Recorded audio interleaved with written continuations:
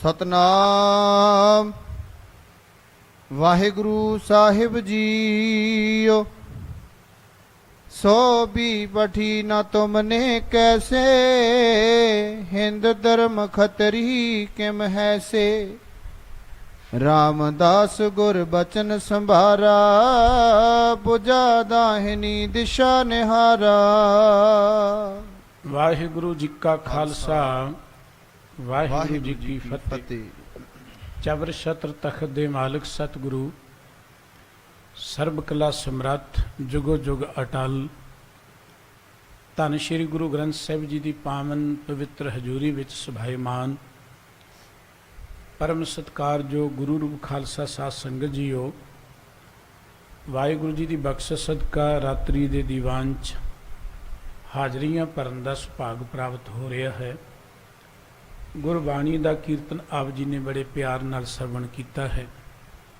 ਸਤਿਗੁਰੂ ਜੀ ਨੇ ਸਾਡੇ 'ਤੇ ਬਖਸ਼ਿਸ਼ ਕਰਦਿਆਂ ਜੋ ਮਹਾਨ ਉੱਤਮ ਦਾਤਾਂ ਸਾਨੂੰ ਬਖਸ਼ੀਆਂ ਨੇ, ਉਹਦੇ ਵਿੱਚੋਂ ਬੜੀ ਅਮੋਲਕ ਦਾਤ ਹੈ ਗੁਰਬਾਣੀ ਦਾ ਕੀਰਤਨ। ਗੁਰੂ ਗ੍ਰੰਥ ਸਾਹਿਬ ਜੀ ਵਿੱਚ ਕੀਰਤਨ ਨਿਰਮੋਲਕ ਹੀਰਾ ਸਤਿਗੁਰੂ ਜੀ ਨੇ ਕਿਹਾ। ਗੁਰੂ ਅਰਜਨ ਦੇਵ ਜੀ ਮਹਾਰਾਜ ਦਾ ਇੱਕ ਪਾਵਨ ਬਚਨ ਹੈ, ਕੋਈ ਮਨੁੱਖ ਜਿੰਨੇ ਮਰਜ਼ੀ ਪਾਠ ਕਰੀ ਜਾਏ, ਸਮਾਧੀਆਂ ਲਗਾ ਲੇ, ਜੋਗੀਆਂ ਵਾਲੇ ਆਸਨ ਕਰ ਲੇ, ਜੰਗਲਾਂ 'ਚ ਫਿਰਦਾ ਰਹੇ, ਤੀਰਥਾਂ 'ਤੇ ਫਿਰਦਾ ਰਹੇ, ਕੋਈ ਕਹੇ ਜੀ ਮੈਂ ਭਾਂਡਿਆਂ 'ਚ ਰੋਟੀ ਨਹੀਂ ਖਾਂਦਾ, ਪੱਤਿਆਂ 'ਤੇ ਖਾਂਦਾ ਜਾਂ ਪੱਤੀ ਖਾ ਕੇ ਗੁਜ਼ਾਰਾ ਕਰਦਾ, ਜੋ ਕੁਝ ਮਰਜ਼ੀ ਕੋਈ ਕਰੀ ਜਾਏ, ਇਹਨਾਂ ਸਾਧਨਾਂ ਦੇ ਰਾਹੀਂ ਮਨ ਨੂੰ ਕਾਬੂ ਨਹੀਂ ਕੀਤਾ ਜਾ ਸਕਦਾ। ਇਹਨਾਂ ਸਾਧਨਾਂ ਦੇ ਰਾਹੀਂ ਮਨ ਨੂੰ ਵਿਕਾਰਾਂ ਤੋਂ ਬਚਾਇਆ ਨਹੀਂ ਜਾ ਸਕਦਾ। ਬਚਾਉਣ ਦਾ ਇੱਕੋ ਇੱਕ ਸਾਧਨ ਸਾਨੂੰ ਪਰਮਾਤਮਾ ਨੇ ਦਿੱਤਾ ਹੈ, ਜੋ ਸਾਡੇ 'ਤੇ ਗੁਰੂ ਨੇ ਬਖਸ਼ਿਸ਼ ਕੀਤੀ ਹੈ, ਉਹ ਹੈ ਗੁਰਬਾਣੀ ਦਾ ਕੀਰਤਨ, परमात्मा की सिफत सलाह। सो ठराग दा गुरु का एक बड़ा प्यारा बचन है, पाठ पढ़ियो और वेद विचारियो, निवर पिहंगम साधे, पंच जना स्यो संग न छुटक्यो, अदक हिंग बद बाधे। प्यारे इन बेद मिलन न जाई, मैं किए कर्म अनेका, हार पढ़ियो स्वामी के द्वारे दीजय बुद्ध विवेका। सतगुरु जी कहते कि इन्हां विधियां राहीं मन ਨੂੰ ਵਿਕਾਰਾਂ ਤੋਂ ਹਟਾ ਕੇ ਪਰਮਾਤਮਾ ਵਾਲੇ ਬੰਨੇ ਨਹੀਂ ਲਗਾਇਆ ਜਾ ਸਕਦਾ। ਜਿੰਨੇ ਮਰਜ਼ੀ ਕਰਮ ਕਰ ਲਓ, ਲੋਕਾਂ ਨੇ ਕੀਤੇ ਨੇ। ਇਹ ਸਤਿਗੁਰੂ ਜੀ ਨੂੰ ਪੁੱਛੀਏ ਕੋਈ ਕਰਮ ਹੈ ਵੀ? ਸਤਿਗੁਰੂ ਜੀ ਕਹਿੰਦੇ ਕਰਮ ਹਰ ਕੀਰਤ ਸਾਧ ਸੰਗਤ ਹੈ, ਸਿਰ ਕਰਮਨ ਕੇ ਕਰਮਾ, ਕਹੋ ਨਾਨਕ ਤਿਸ ਭਇਓ ਪ੍ਰਾਪਤ, ਜਿਸ ਪੁਰਬ ਲਿਖੇ ਕਾ ਲੈਣਾ। ਸਤ ਸੰਗਤ ਵਿੱਚ ਬੈਠ ਕੇ ਪਰਮਾਤਮਾ ਦੀ ਸਿਫਤ ਸਲਾਹ ਕਰਨੀ, ਇਹ ਸਭ ਤੋਂ ਉੱਤਮ ਕਰਮ ਹੈ, ਪਰ ਭਾਗਾਂ ਵਾਲਿਆਂ ਨੂੰ ਮਿਲਦਾ ਹੈ। क्योंकि बहुते मेरे वर्गे इत्थे आके भी दौड़ भाजी करते रहिंदे, कई तो लुक के गल्लां करते रहिंदे, कई सोचते किते न किते मौका मिले गल्लां करन दा। ये सत संगत जुड़न दा स्थान है, ये भागां वालियां नूं मिलदा है। गल्लां बातां लई होर बहुत जगह है, सारा दिन ही साडे कोल हुंदा है, पर सतगुरू जी ने अखीर ते गल कीती, रो सेवक इह रंग माता, भयो कृपाल दीन दुख भंजन, हर हर कीर्तन इहो मन राता। ਸਾਹਿਬ ਕਹਿੰਦੇ ਕਿ ਜਿਹੜੇ ਰੱਬ ਦੇ ਸੇਵਕ ਨੇ ਉਹ ਤਾਂ ਇਸੇ ਰੰਗ 'ਚ ਮਸਤ ਰਹਿੰਦੇ ਨੇ, ਜਿਨ੍ਹਾਂ 'ਤੇ ਪ੍ਰਮਾਤਮਾ ਮਿਹਰ ਕਰਦਾ ਹੈ, ਉਹ ਦੁੱਖਾਂ ਨੂੰ ਕੱਟਣ ਵਾਲਾ ਪ੍ਰਭੂ ਕਿਰਪਾ ਕਰਦਾ ਹੈ, ਉਹ ਕੀਰਤਨ ਦੇ ਰਾਹੀਂ ਵਾਹਿਗੁਰੂ ਜੀ ਦੇ ਰੰਗ ਵਿੱਚ ਜੁੜਦੇ ਨੇ। ਜੋ ਮਨੁੱਖ ਦਾ ਮਾਈਂਡ ਹੈ, ਇਹਦੇ ਦੋ ਪਾਰਟ ਗਿਣੇ ਜਾਂਦੇ ਨੇ, ਇੱਕ ਹੁੰਦਾ ਕੌਨਸ਼ੀਅਸ ਮਾਈਂਡ, ਇੱਕ ਹੁੰਦਾ ਸਬਕੌਨਸ਼ੀਅਸ ਮਾਈਂਡ, ਜਿਹਨੂੰ ਮੈਂ ਅਚੇਤ ਮਨ ਅਤੇ ਸੁਚੇਤ ਮਨ ਕਹਿੰਦੇ ਹਾਂ। ਇਹ ਜਿੰਨੀ ਦੌੜ ਭੱਜ ਹੈ, ਇਹ ਸਾਡਾ ਸੁਚੇਤ ਮਨ ਕਰਦਾ ਹੈ, ਇਹ ਦੌੜਾ ਭੱਜਾ ਫਿਰਦਾ ਹੈ। ਔਰ ਜੋ ਕੁਝ ਅਸੀਂ ਦੇਖਦੇ ਹਾਂ, ਜੋ ਕੁਝ ਅਸੀਂ ਕਰਦੇ ਹਾਂ, ਜੋ ਕੁਝ ਅਸੀਂ ਸੋਚਦੇ ਹਾਂ, ਸਾਰਾ ਦਿਨ ਜਿੰਨਾ ਚਿਰ ਜਾਗਦੇ ਹਾਂ, ਇਹ ਸੁਚੇਤ ਮਨ ਕਰਦਾ ਹੈ। ਜਿਸ ਵੇਲੇ ਥੱਕ ਜਾਂਦਾ ਹੈ ਜਾਂ ਬਾਡੀ ਥੱਕ ਜਾਂਦੀ, ਅਸੀਂ ਸੌਂਦੇ ਹਾਂ, ਉਦੋਂ ਸਾਡਾ ਸਬਕੌਨਸ਼ੀਅਸ ਮਾਈਂਡ, ਜਿਹਨੂੰ ਆਪਾਂ ਕਹਿੰਦੇ ਅਚੇਤ ਮਨ, ਜਿਹੜਾ ਉਹ ਐਕਟਿਵ ਹੋ ਜਾਂਦਾ ਹੈ। ਉਸ ਵੇਲੇ ਜਿਹੜੀ ਗੱਲ ਸਾਡੇ ਅੰਦਰ ਚਲੀ ਜਾਏ, ਉਹ ਸਾਡੀ ਸੰਸਕਾਰ ਬਣ ਜਾਂਦੀ ਹੈ, ਉਹ ਸਾਡੀ ਜ਼ਿੰਦਗੀ ਦਾ ਇੱਕ ਅੰਗ ਬਣ ਜਾਂਦੀ ਹੈ। ਇਸ ਕਰਕੇ ਜਦੋਂ ਅਸੀਂ ਸੌਂਦੇ ਹਾਂ, ਜਦੋਂ ਅਸੀਂ ਜਾਗਦੇ ਹਾਂ, ਉਹ ਇੱਕ ਟਾਈਮ ਹੁੰਦਾ ਹੈ ਜਦੋਂ ਅਸੀਂ ਆਪਣੇ ਮਨ ਨੂੰ ਪੋਜ਼ੀਟਿਵ ਥਾਟ ਦਈਏ, ਵਧੀਆ ਖਿਆਲ ਦਈਏ, ਉਹ ਖਿਆਲ ਧੁਰ ਸਾਡੇ ਅੰਦਰ ਚਲੇ ਜਾਂਦੇ ਨੇ। ਫਰਾਂਸ ਦੇ ਵਿੱਚ ਇੱਕ ਤਜਰਬੇ ਕੀਤੇ ਗਏ, ਨੈਨਸੀ ਸਹਿਰ ਹੈ, ਇੱਕ ਡਾਕਟਰ ਸੀ, ਉਹਨੇ ਤਜਰਬਾ ਕੀਤਾ ਕਿ ਜਦੋਂ ਮਨੁੱਖ ਥੋੜ੍ਹਾ ਜਿਹਾ ਜਾਗਰਤ ਅਵਸਥਾ 'ਚ ਹੁੰਦਾ ਹੈ, ਸੁਖੋਪਤ ਅਵਸਥਾ 'ਚ ਹੁੰਦਾ ਹੈ, ਭਾਵ ਜਦੋਂ ਸੁੱਤਾ ਜਾਗਦਾ ਵਿਚਕਾਏ ਜਿਹਾ ਹੁੰਦਾ ਹੈ, ਮਨ ਸੁਚੇਤ ਮਨ ਜਿਹੜਾ ਆਲਸੀ ਜਿਹਾ ਹੋ ਜਾਂਦਾ, ਥੱਕ ਜਾਂਦਾ ਹੈ, ਉਦੋਂ ਅਚੇਤ ਮਨ ਐਕਟਿਵ ਹੋ ਜਾਂਦਾ ਹੈ। ਉਦੋਂ ਕਹੀ ਹੋਈ ਗੱਲ ਜਾਂ ਸੁਣੀ ਹੋਈ ਗੱਲ ਜਿਹੜੀ ਹੈ ਉਹ ਮਨੁੱਖ ਦੀ ਜ਼ਿੰਦਗੀ ਦਾ ਅੰਗ ਬਣ ਜਾਂਦੀ ਹੈ। ਗੁਰਬਾਣੀ ਰਾਗਾਂ ਵਿੱਚ ਹੈ। ਗੁਰੂ ਕੇ ਕੀਰਤਨੀ ਕੀਰਤਨ ਕਰਦੇ ਨੇ, ਸੰਗੀਤ ਦੇ ਵਿੱਚ ਕਰਦੇ ਨੇ। ਗੁਰਬਾਣੀ ਸੰਗੀਤ ਦੇ ਨਾਲ ਪੜ੍ਹੀ ਜਾਂਦੀ ਹੈ। ਸੰਗੀਤ ਜਿਹੜਾ ਇਹ ਮਨੁੱਖ ਦੇ ਮਨ ਨੂੰ ਸਰੂਰ ਵਿੱਚ ਲਿਆਉਂਦਾ ਹੈ। ਸੰਗੀਤ ਜਿਹੜਾ ਹੈ ਇਹ ਮਨੁੱਖ ਦੇ ਮਨ ਨੂੰ ਕੋਈ ਸ਼ਾਂਤੀ ਦਿੰਦਾ, ਟਿਕਾਉਂਦਾ ਹੈ।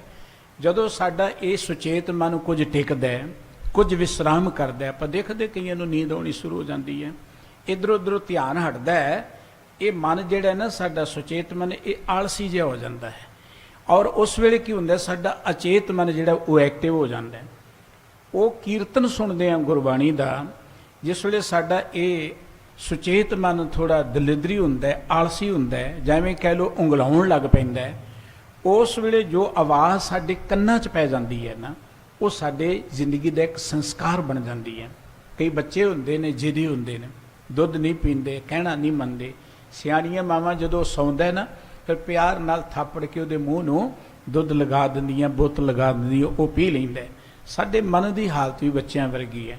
ਸਾਨੂੰ ਸਾਡੇ ਸਤਿਗੁਰੂ ਜੀ ਨੇ ਸਾਰੇ ਦੁੱਖਾਂ ਤੋਂ ਮੁਕਤ ਹੋਣ ਦੇ ਲਈ, ਜ਼ਿੰਦਗੀ ਅੰਦਰ ਸੁੱਖ ਪ੍ਰਾਪਤ ਕਰਨ ਦੇ ਲਈ ਮਹਾਨ ਉੱਤਮ ਦਾਤ ਦਿੱਤੀ ਹੈ ਗੁਰਬਾਣੀ ਦੀ। ਤੇ ਗੁਰਬਾਣੀ ਵਿੱਚ ਲਿਵਲੀਨ ਹੋਣ ਦੇ ਲਈ ਸਭ ਤੋਂ ਵਧੀਆ ਸਾਧਨ ਦਿੱਤਾ ਹੈ ਗੁਰਬਾਣੀ ਦਾ ਕੀਰਤਨ। ਸੰਗੀਤ ਰਾਹੀਂ ਜਦੋਂ ਅਸੀਂ ਗੁਰਬਾਣੀ ਗਾਇਨ ਕਰਦੇ ਹਾਂ, ਰਾਗਾਂ ਵਿੱਚ ਜਦੋਂ ਗੁਰਬਾਣੀ ਗਾਇਨ ਕੀਤੀ ਜਾਂਦੀ ਹੈ, ਇਸ ਕਰਕੇ ਜਦੋਂ ਗੁਰੂ ਘਰ ਆਉਂਦੇ ਆ ਨਾ, ਜੇ ਕਿਤੇ ਕੀਰਤਨ ਹੋ ਰਿਹਾ ਹੋਏ, ਇਹ ਬਹੁਤ ਵੱਡਮੁੱਲਾ ਸਮਾਂ ਹੈ, ਇਹ ਬੜਾ ਕੀਮਤੀ ਸਮਾਂ ਹੈ, ਇਹ ਭਾਗਾਂ ਵਾਲਿਆਂ ਨੂੰ ਮਿਲਦਾ ਹੈ। ਇਹ ਸਮਾਂ ਅਸੀਂ ਗਵਾਇਆ ਨਾ ਕਰੀਏ। ਔਰ ਭਾਈ ਗੁਰਦਾਸ ਜੀ ਨੇ ਤੇ ਉਚੇਚੇ ਤੌਰ ਤੇ ਇੱਕ ਗੱਲ ਕਹੀ ਹੈ ਕਿ ਕਤ ਪੁੰਨ ਮਾਨਸ ਜਨਮ ਕਤ ਸਾਧ ਸੰਗ ਨਿਸ ਦਿਨ ਕੀਰਤਨ ਸਮੇਂ ਚੱਲ ਆਈਏ। ਪਤਾ ਨਹੀਂ ਜ਼ਿੰਦਗੀ ਕਿੰਨਾ ਚਿਰ ਹੈ। ਕੁਝ ਉਹ ਪ੍ਰਾਣੀ ਨੇ ਜਿਹੜੇ ਕੁਝ ਦਿਨ ਸਾਡੇ ਨਾਲ ਸਨ ਪਰ ਅੱਜ ਨਹੀਂ ਹੈ। ਆਪਾਂ ਕਹਿੰਦੇ ਚੰਗੇ ਭਲੇ ਸਨ, ਚਲੇ ਗਏ ਦੁਨੀਆ ਤੋਂ। ਸਾਡਾ ਵੀ ਕੋਈ ਪਤਾ ਨਹੀਂ ਹੈ ਕਿੰਨਾ ਚਿਰ ਜ਼ਿੰਦਗੀ ਹੈ, ਮੁੜ ਕੇ ਇਹ ਜ਼ਿੰਦਗੀ ਮਿਲਣੀ ਹੈ ਜਾਂ ਨਹੀਂ ਮਿਲਣੀ, ਇਹਦਾ ਕੋਈ ਭਰੋਸਾ ਨਹੀਂ ਹੈ। ਪਰ ਜਿੰਨਾ ਚਿਰ ਹੈ, ਇਹਦੇ ਵਿੱਚ ਸਤ ਸੰਗਤ ਦਾ ਸਾਨੂੰ ਮੌਕਾ ਮਿਲੇ ਹੈ, ਸਵਭ ਮਿਲੇ ਹੈ। ਇਹ ਵੀ ਜ਼ਰੂਰੀ ਨਹੀਂ ਕਿ ਰੋਜ਼ ਹੀ ਮਿਲਦਾ ਰਹੇ, ਜਦੋਂ ਵੀ ਮਿਲੇ, ਕਿਉਂਕਿ ਕੰਮਾਂ ਕਾਰਾਂ ਵਿੱਚੋਂ, ਅੱਜ ਦੀ ਦੌੜ ਭੱਜ ਵਿੱਚੋਂ, ਅੱਜ ਦੇ ਰੁਝੇਵਿਆਂ ਚੋਂ ਜਿਹੜਾ ਕੋਈ ਪ੍ਰਾਣੀ ਸਮਾਂ ਕੱਢ ਕੇ ਸਤ ਸੰਗਤ ਆ ਜਾਂਦਾ, ਉੱਤੇ ਤੇ ਬਹੁਤ ਹੀ ਰੱਬ ਦੀ ਬਖਸ਼ਿਸ਼ ਹੈ। ਉਹਨੂੰ ਆਪਣੇ ਆਪ ਨੂੰ ਬੜਾ ਭਾਗਸ਼ਾਲੀ ਗਿਣਨਾ ਚਾਹੀਦਾ ਹੈ। ਇਸ ਕਰਕੇ ਜੇ ਅਸੀਂ ਇੰਨੇ ਕਦਮ ਚੱਲ ਕੇ, ਇੰਨਾ ਟਾਈਮ ਕੱਢ ਕੇ ਆਪਣੇ ਘਰੋਂ ਚੱਲ ਕੇ ਗੁਰੂ ਦੇ ਦਰ ਤੇ ਆ ਹੀ ਗਏ ਹਾਂ, ਤੇ ਜੇ ਕੀਰਤਨ ਹੋ ਰਿਹਾ ਤੇ ਸਾਨੂੰ ਐਨ ਟਿਕ ਕੇ ਬੈਠਣਾ ਚਾਹੀਦਾ, ਆਪ ਵੀ ਬੈਠਣਾ ਚਾਹੀਦਾ ਹੈ ਤੇ ਦੂਜਿਆਂ ਨੂੰ ਵੀ ਬੈਠਣ ਦੇਣਾ ਚਾਹੀਦਾ। ਇਹ ਨਹੀਂ ਕਿ ਆਪ ਵੀ ਭੱਜੇ ਫਿਰੀਏ ਤੇ ਦੂਜਿਆਂ ਨੂੰ ਵੀ ਡਿਸਟਰਬ ਕਰਦੇ ਰਹੀਏ। ਇਸ ਕਰਕੇ ਭਾਈ ਸਾਹਿਬ ਕਹਿੰਦੇ ਨਿਸ ਦਿਨ ਕੀਰਤਨ ਸਮੇਂ ਚੱਲ ਆਈਏ। ਜਦੋਂ ਵੀ ਟਾਈਮ ਲੱਗੇ, ਸਵੇਰੇ ਸ਼ਾਮ ਕੀਰਤਨ ਵੇਲੇ ਜ਼ਰੂਰ ਚੱਲ ਕੇ ਆਉਣਾ ਚਾਹੀਦਾ। ਕੀਰਤਨ ਨਿਰਮੋਲਕ ਹੀਰਾ ਹੈ। ਕੀਰਤਨ ਇੰਨੀ ਮਹਾਨ ਅਮੋਲਕ ਦਾਤ ਦਿੱਤੀ ਸਾਨੂੰ ਸਾਡੇ ਸਤਿਗੁਰੂ ਜੀ ਨੇ। ਗੁਰੂ ਨਾਨਕ ਸਾਹਿਬ ਜੀ ਨੇ ਕੀਰਤਨ ਦੇ ਨਾਲ ਹੀ ਦੁਨੀਆ ਜਿੱਤ ਲਈ। ਆਖੋ ਸਤਨਾਮ ਸ੍ਰੀ ਵਾਹਿਗੁਰੂ। ਬਗਦਾਦ ਦੀ ਧਰਤੀ ਤੇ ਸਤਿਗੁਰੂ ਸੱਚੇ ਪਾਤਸ਼ਾਹ ਜੀ ਕਹਿੰਦੇ ਨੇ, ਜਾਂਦੇ ਨੇ, ਫਿਰ ਬਾਬਾ ਗਿਆ ਬਗਦਾਦ ਨੂੰ ਬਾਹਰ ਜਾਏ ਕੀਆ ਅਸਥਾਨਾ। ਬਗਦਾਦ ਇਸਲਾਮ ਮਤ ਦਾ ਤਖਤ ਰਿਹਾ, ਹਮੇਸ਼ਾ ਤੋਂ ਖਿਲਾਫਤ ਦਾ ਗੜ ਰਿਹਾ।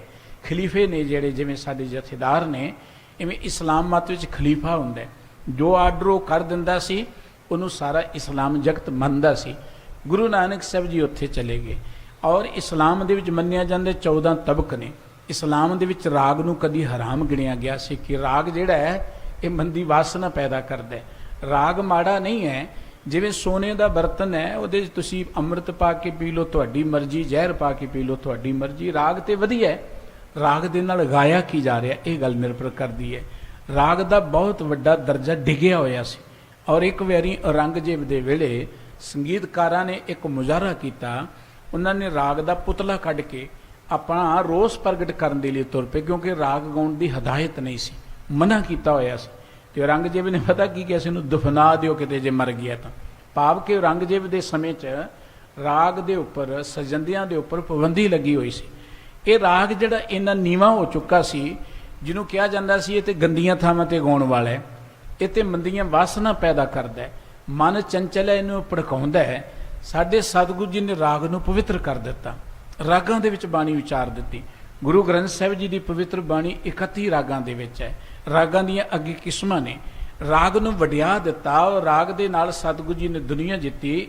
ਮੈਂ ਬੇਨਤੀ ਕਰ ਰਿਹਾ ਸਾਂ ਕਿ ਜਿਸ ਵੇਲੇ ਸਤਿਗੁਰੂ ਜੀ ਗਏ ਬਗਦਾਦ ਦੇ ਅੰਦਰ, ਬਾਹਰ ਜਾਏ ਕੀ ਅਸਥਾਨਾ, ਇਤਿਹਾਸ ਕਹਿੰਦਾ ਜਿਹੜਾ ਉੱਥੇ ਕਬਰਸਤਾਨ ਸੀ, ਉੱਥੇ ਸਤਿਗੁਰੂ ਜੀ ਬੈਠ ਗਏ। ਗੁਰਬਾਣੀ ਦਾ ਕੀਰਤਨ ਸ਼ੁਰੂ ਕਰ ਦਿੱਤਾ ਸਤਿਗੁਰ ਸੱਚੇ ਪਾਤਸ਼ਾਹ ਜੀ ਨੇ। ਅੰਮ੍ਰਿਤ ਵੇਲੇ ਸਤਿਗੁਰੂ ਜੀ ਜਪਜੀ ਸਾਹਿਬ ਜੀ ਦਾ ਪਾਠ ਕਰੇ। ਪਾਤਾਲਾਂ ਪਾਤਾਲ ਲਖ ਆਗਾਸਾਂ ਆਗਾਸ ਓੜਕ ਓੜਕ ਭਾਲਤ ਕੇ ਵੇਦ ਕਹਿਨੇ ਕਵਾਤ। ਇਸਲਾਮ ਵਿੱਚ 14 ਤਮਕ ਗਿਣੇ ਨੇ ਜਿਹੜੇ ਉਹ ਬੜੇ ਕੱਟੜ ਲੋਕ ਸਨ। ਉਹਨਾਂ ਜਾ ਕੰਜ ਫੂਕ ਮਾਰੀ ਪੀਰ ਦਸਤਗੀਰ ਦੇ ਕਿ ਤੇਰੇ ਇਸ ਸਥਾਨ ਤੇ ਆ ਕੇ ਕੋਈ ਤੇਰੇ ਇਸਲਾਮ ਦੇ ਵਿਰੁੱਧ ਬੋਲ ਰਿਹਾ, ਸਿਧਾਂਤ ਦੇ ਖਿਲਾਫ ਗੱਲ ਰਿਹਾ ਕਿ ਲੱਖਾਂ ਪਤਾਲ ਨੇ ਲੱਖਾਂ ਆਗਾਸ ਨੇ। ਧਰਮ ਦੀ ਦੁਨੀਆ 'ਚ ਕੱਟੜਤਾ ਬੜੀ ਹੈ। ਹੋ ਸਕਦਾ ਤੁਹਾਨੂੰ ਪੁਲਿਸ ਛੱਡ ਦੇਵੇ ਪਰ ਕੱਟੜ ਧਾਰਮਿਕ ਲੋਕ ਤੁਹਾਨੂੰ ਮਾਫ ਨਹੀਂ ਕਰਨਗੇ। ਜਿੰਨਾ ਕੱਟੜ ਧਾਰਮਿਕ ਲੋਕਾਂ ਨੇ ਮਨੁੱਖਤਾ ਦਾ ਨੁਕਸਾਨ ਕੀਤਾ ਉਹ ਕਿਸੇ ਵੀ ਮਜ਼ਹਬ ਵਿੱਚ ਹੋਣ, ਭਾਵੇਂ ਸਾਡੇ 'ਚ ਵੀ ਕਿਉਂ ਨਾ ਹੋਣ, ਉਹਨਾਂ ਦੁਨਿਆਵੀ ਲੋਕਾਂ ਨੇ ਸ਼ਾਇਦ ਨਾ ਕੀਤਾ ਹੋਵੇ। ਗੁਰੂ ਨਾਨਕ ਸਾਹਿਬ ਜੀ ਨੂੰ ਮਾਰਨ ਦਾ ਆਰਡਰ ਹੋ ਗਿਆ, ਪੱਥਰ ਮਾਰ ਮਾਰ ਕੇ ਮਾਰ ਦਿਓ ਇਸ ਬੰਦੇ ਨੂੰ। ਇੱਥੇ ਸੰਗੀਤ ਗਾ ਰਿਹਾ ਹੈ, ਇੱਥੇ ਰਾਗ ਗਾ ਰਿਹਾ ਹੈ, ਇੱਥੇ ਪਤਾਲਾਂ ਪਤਾਲ ਦੀ ਗੱਲ ਕਰ ਰਿਹਾ, ਲੱਖਾਂ ਆਗਾਸਾਂ ਦੀ ਗੱਲ ਕਰ ਰਿਹਾ ਹੈ। ਇਤਿਹਾਸ ਕਹਿੰਦਾ ਜਿਸ ਵੇਲੇ ਹਜ਼ਾਰਾਂ ਲੋਕੀ ਸਤਿਗੁਰੂ ਗੁਰੂ ਨਾਨਕ ਸਾਹਿਬ ਜੀ ਨੂੰ ਪੱਥਰ ਮਾਰਨ ਦੇ ਲਈ ਆਏ, ਗੁਰੂ ਨਾਨਕ ਸਾਹਿਬ ਜੀ ਨੇ ਗੁਰਬਾਣੀ ਦਾ ਕੀਰਤਨ ਰਾਗਾਂ 'ਚ ਕੀਤਾ। ਰਾਗ ਦੇ ਵਿੱਚ ਤਾਸੀਰ ਹੈ, ਕੋਈ ਰਾਗ ਗਾਉਣ ਵਾਲਾ ਚਾਹੀਦਾ ਹੈ। ਇਤਿਹਾਸ ਕਹਿੰਦਾ ਪੰਛੀ ਵੀ ਮੁਗਧ ਹੋ ਜਾਂਦੇ ਨੇ। ਗੁਰੂ ਨਾਨਕ ਸਾਹਿਬ ਜੀ ਗਾ ਰਹੇ ਨੇ, ਮਰਦਾਨੇ ਦੀ ਰਬਾਬ ਹੈ।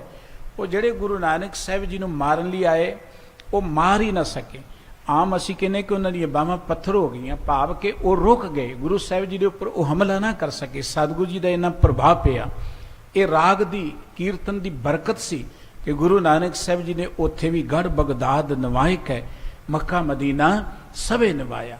ਬਗਦਾਦ ਦੀ ਧਰਤੀ ਤੇ ਉੱਥੇ ਗੁਰਮਤ ਦੀ ਗੱਲ ਕੀਤੀ। ਅਜੇ ਵੀ ਗੁਰੂ ਕਾ ਸਥਾਨ ਬਗਦਾਦ ਦੀ ਧਰਤੀ ਤੇ ਹੈ। ਜਿਹੜੇ ਗਏ ਨੇ ਉਹਨਾਂ ਨੇ ਦੇਖਿਆ। ਮੈਂ ਬੇਨਤੀ ਕਰ ਰਿਹਾ ਸਾਂ ਕਿ ਕੀਰਤਨ ਮਹਾਨ ਵਡਮੁੱਲੀ ਦਾਤ ਸਾਡੇ ਸਤਿਗੁਰੂ ਜੀ ਨੇ ਸਾਨੂੰ ਦਿੱਤੀ ਹੈ। ਮਨ ਪਰੇਸ਼ਾਨ ਹੋਏ ਕੀਰਤਨ ਸੁਣਿਆ ਕਰੋ। ਜਿੰਨਾ ਇਕਾਗਰ ਚਿੱਤ ਹੋ ਕੇ ਕੀਰਤਨ ਸੁਣੋਗੇ ਉਹਨਾਂ ਜਲਦੀ ਤੁਹਾਡਾ ਧਿਆਨ ਜਿਹੜਾ ਹੈ ਉਹ ਪ੍ਰਮਾਤਮਾ ਵਾਲੇ ਬੰਨੇ, ਚੰਗੇ ਬੰਨੇ ਲੱਗੇਗਾ।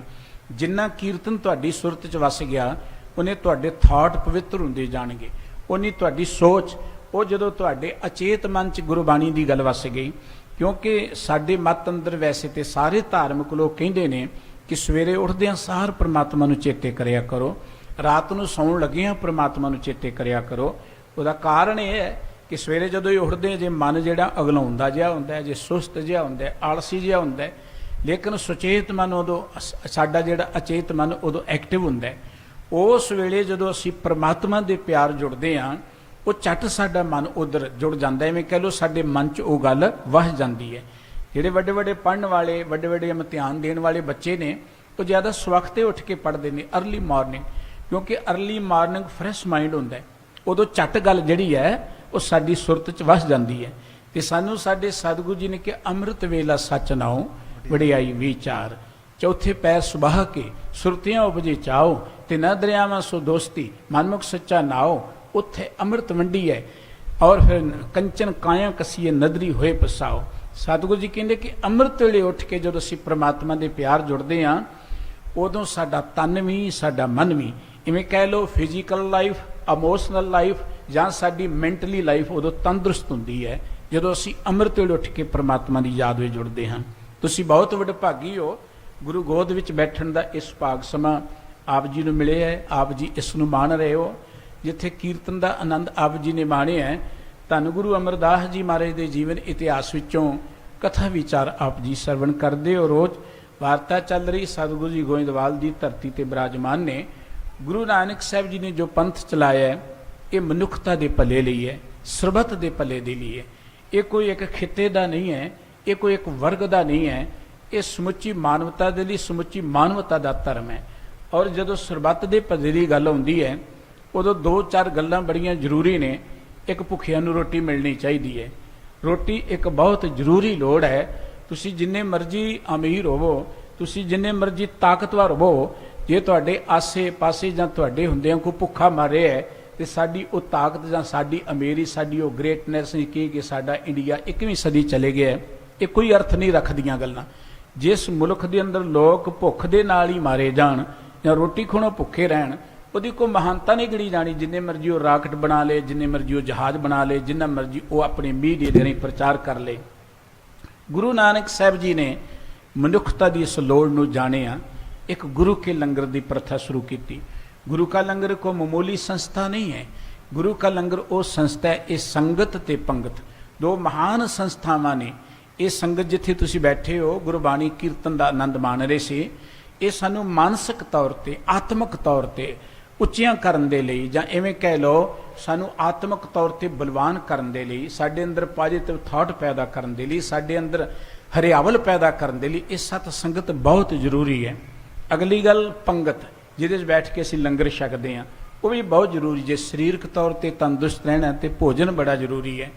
ਕੋਈ ਰੱਬ ਦੀ ਬੰਦਗੀ ਦੇ ਨਾਂ ਤੇ ਕਹੇ ਮੈਂ ਭੁੱਖਾ ਰਹਿਣਾ, ਇਹ ਕੋਈ ਬੰਦਗੀ ਨਹੀਂ ਹੈ।